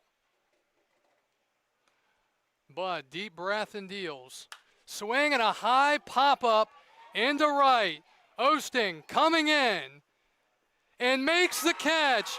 And for the 7th time in franchise history, the Strasburg Express are moving on to the Valley Baseball League Championship. They hold on to win it tonight by a final score of 8-7, and they are moving on for a chance to win their 4th Lina Weaver Cup and Valley Baseball League Championship. What a win here for the Strasburg Express as Purcellville comes oh so close in the top of the 9th inning, and their season ends with absolute heartbreak here tonight. And Purcellville's dugout is screaming over towards the Express, but it doesn't matter as Strasburg is moving on, and they will have a chance to win another Valley League championship. What a battle here tonight between these two teams.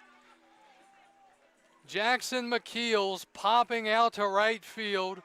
Paul Osting makes the catch, and Strasburg punches their ticket to the championship series starting tomorrow night.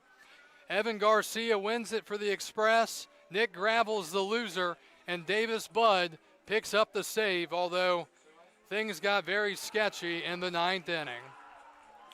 Final line score tonight, Strasburg 8 runs on 10 hits. They committed 1 error. And for the Purcellville Cannons, 7 runs on 13 hits and no errors here tonight. Strasburg, the number 1 seed in the North Division, the best record overall in the Valley League this year, are moving on, and they'll have a chance to compete in the Valley League Championship Series starting tomorrow night right here from First Bank Park against either the Culpeper Cavaliers or the Charlottesville Tom Sox. What a game here tonight. Again, I talked about it earlier. This was a 3-3 game after 2. Purcellville led 4-3 and then 5-3 before Strasburg scored 4 runs in the bottom of the 5th inning. A huge go-ahead 3-run homer by Brooks Henderson. Purcellville bounced back with a run in the 6th, and then Strasburg responds with a run in the 8th, and that was a huge one. It was just enough to give Strasburg the win as the Cannons score a run in the 9th and leave the tying run at 3rd and the go-ahead run at first base. What an unbelievable finish here tonight with the Express and the Purcellville Cannons, and tip the cap to these Cannons. Again, I talked about it earlier. From a lot of people's viewpoints, these were the best 2 teams remaining in the Valley League playoffs. One had to lose, and tonight Purcellville comes up 90 feet short against the Express. Again, tomorrow night we'll be back here at 7 o'clock against either Charlottesville or Culpeper, and we hope you join us then. Congrats to the Purcellville Cannons on a fantastic season. They battled, and just fall short here tonight against the Express. And for the Express, they're moving on to live another day. Have a great rest of your evening. We'll talk to you again tomorrow night. Strasburg wins the North Pennant, and we'll have a chance to win another Valley League championship starting tomorrow night. Have a great rest of your evening, and we'll see you tomorrow. This is Kyle Gutschall signing off for the 2025 Strasburg Express and the Valley Baseball League.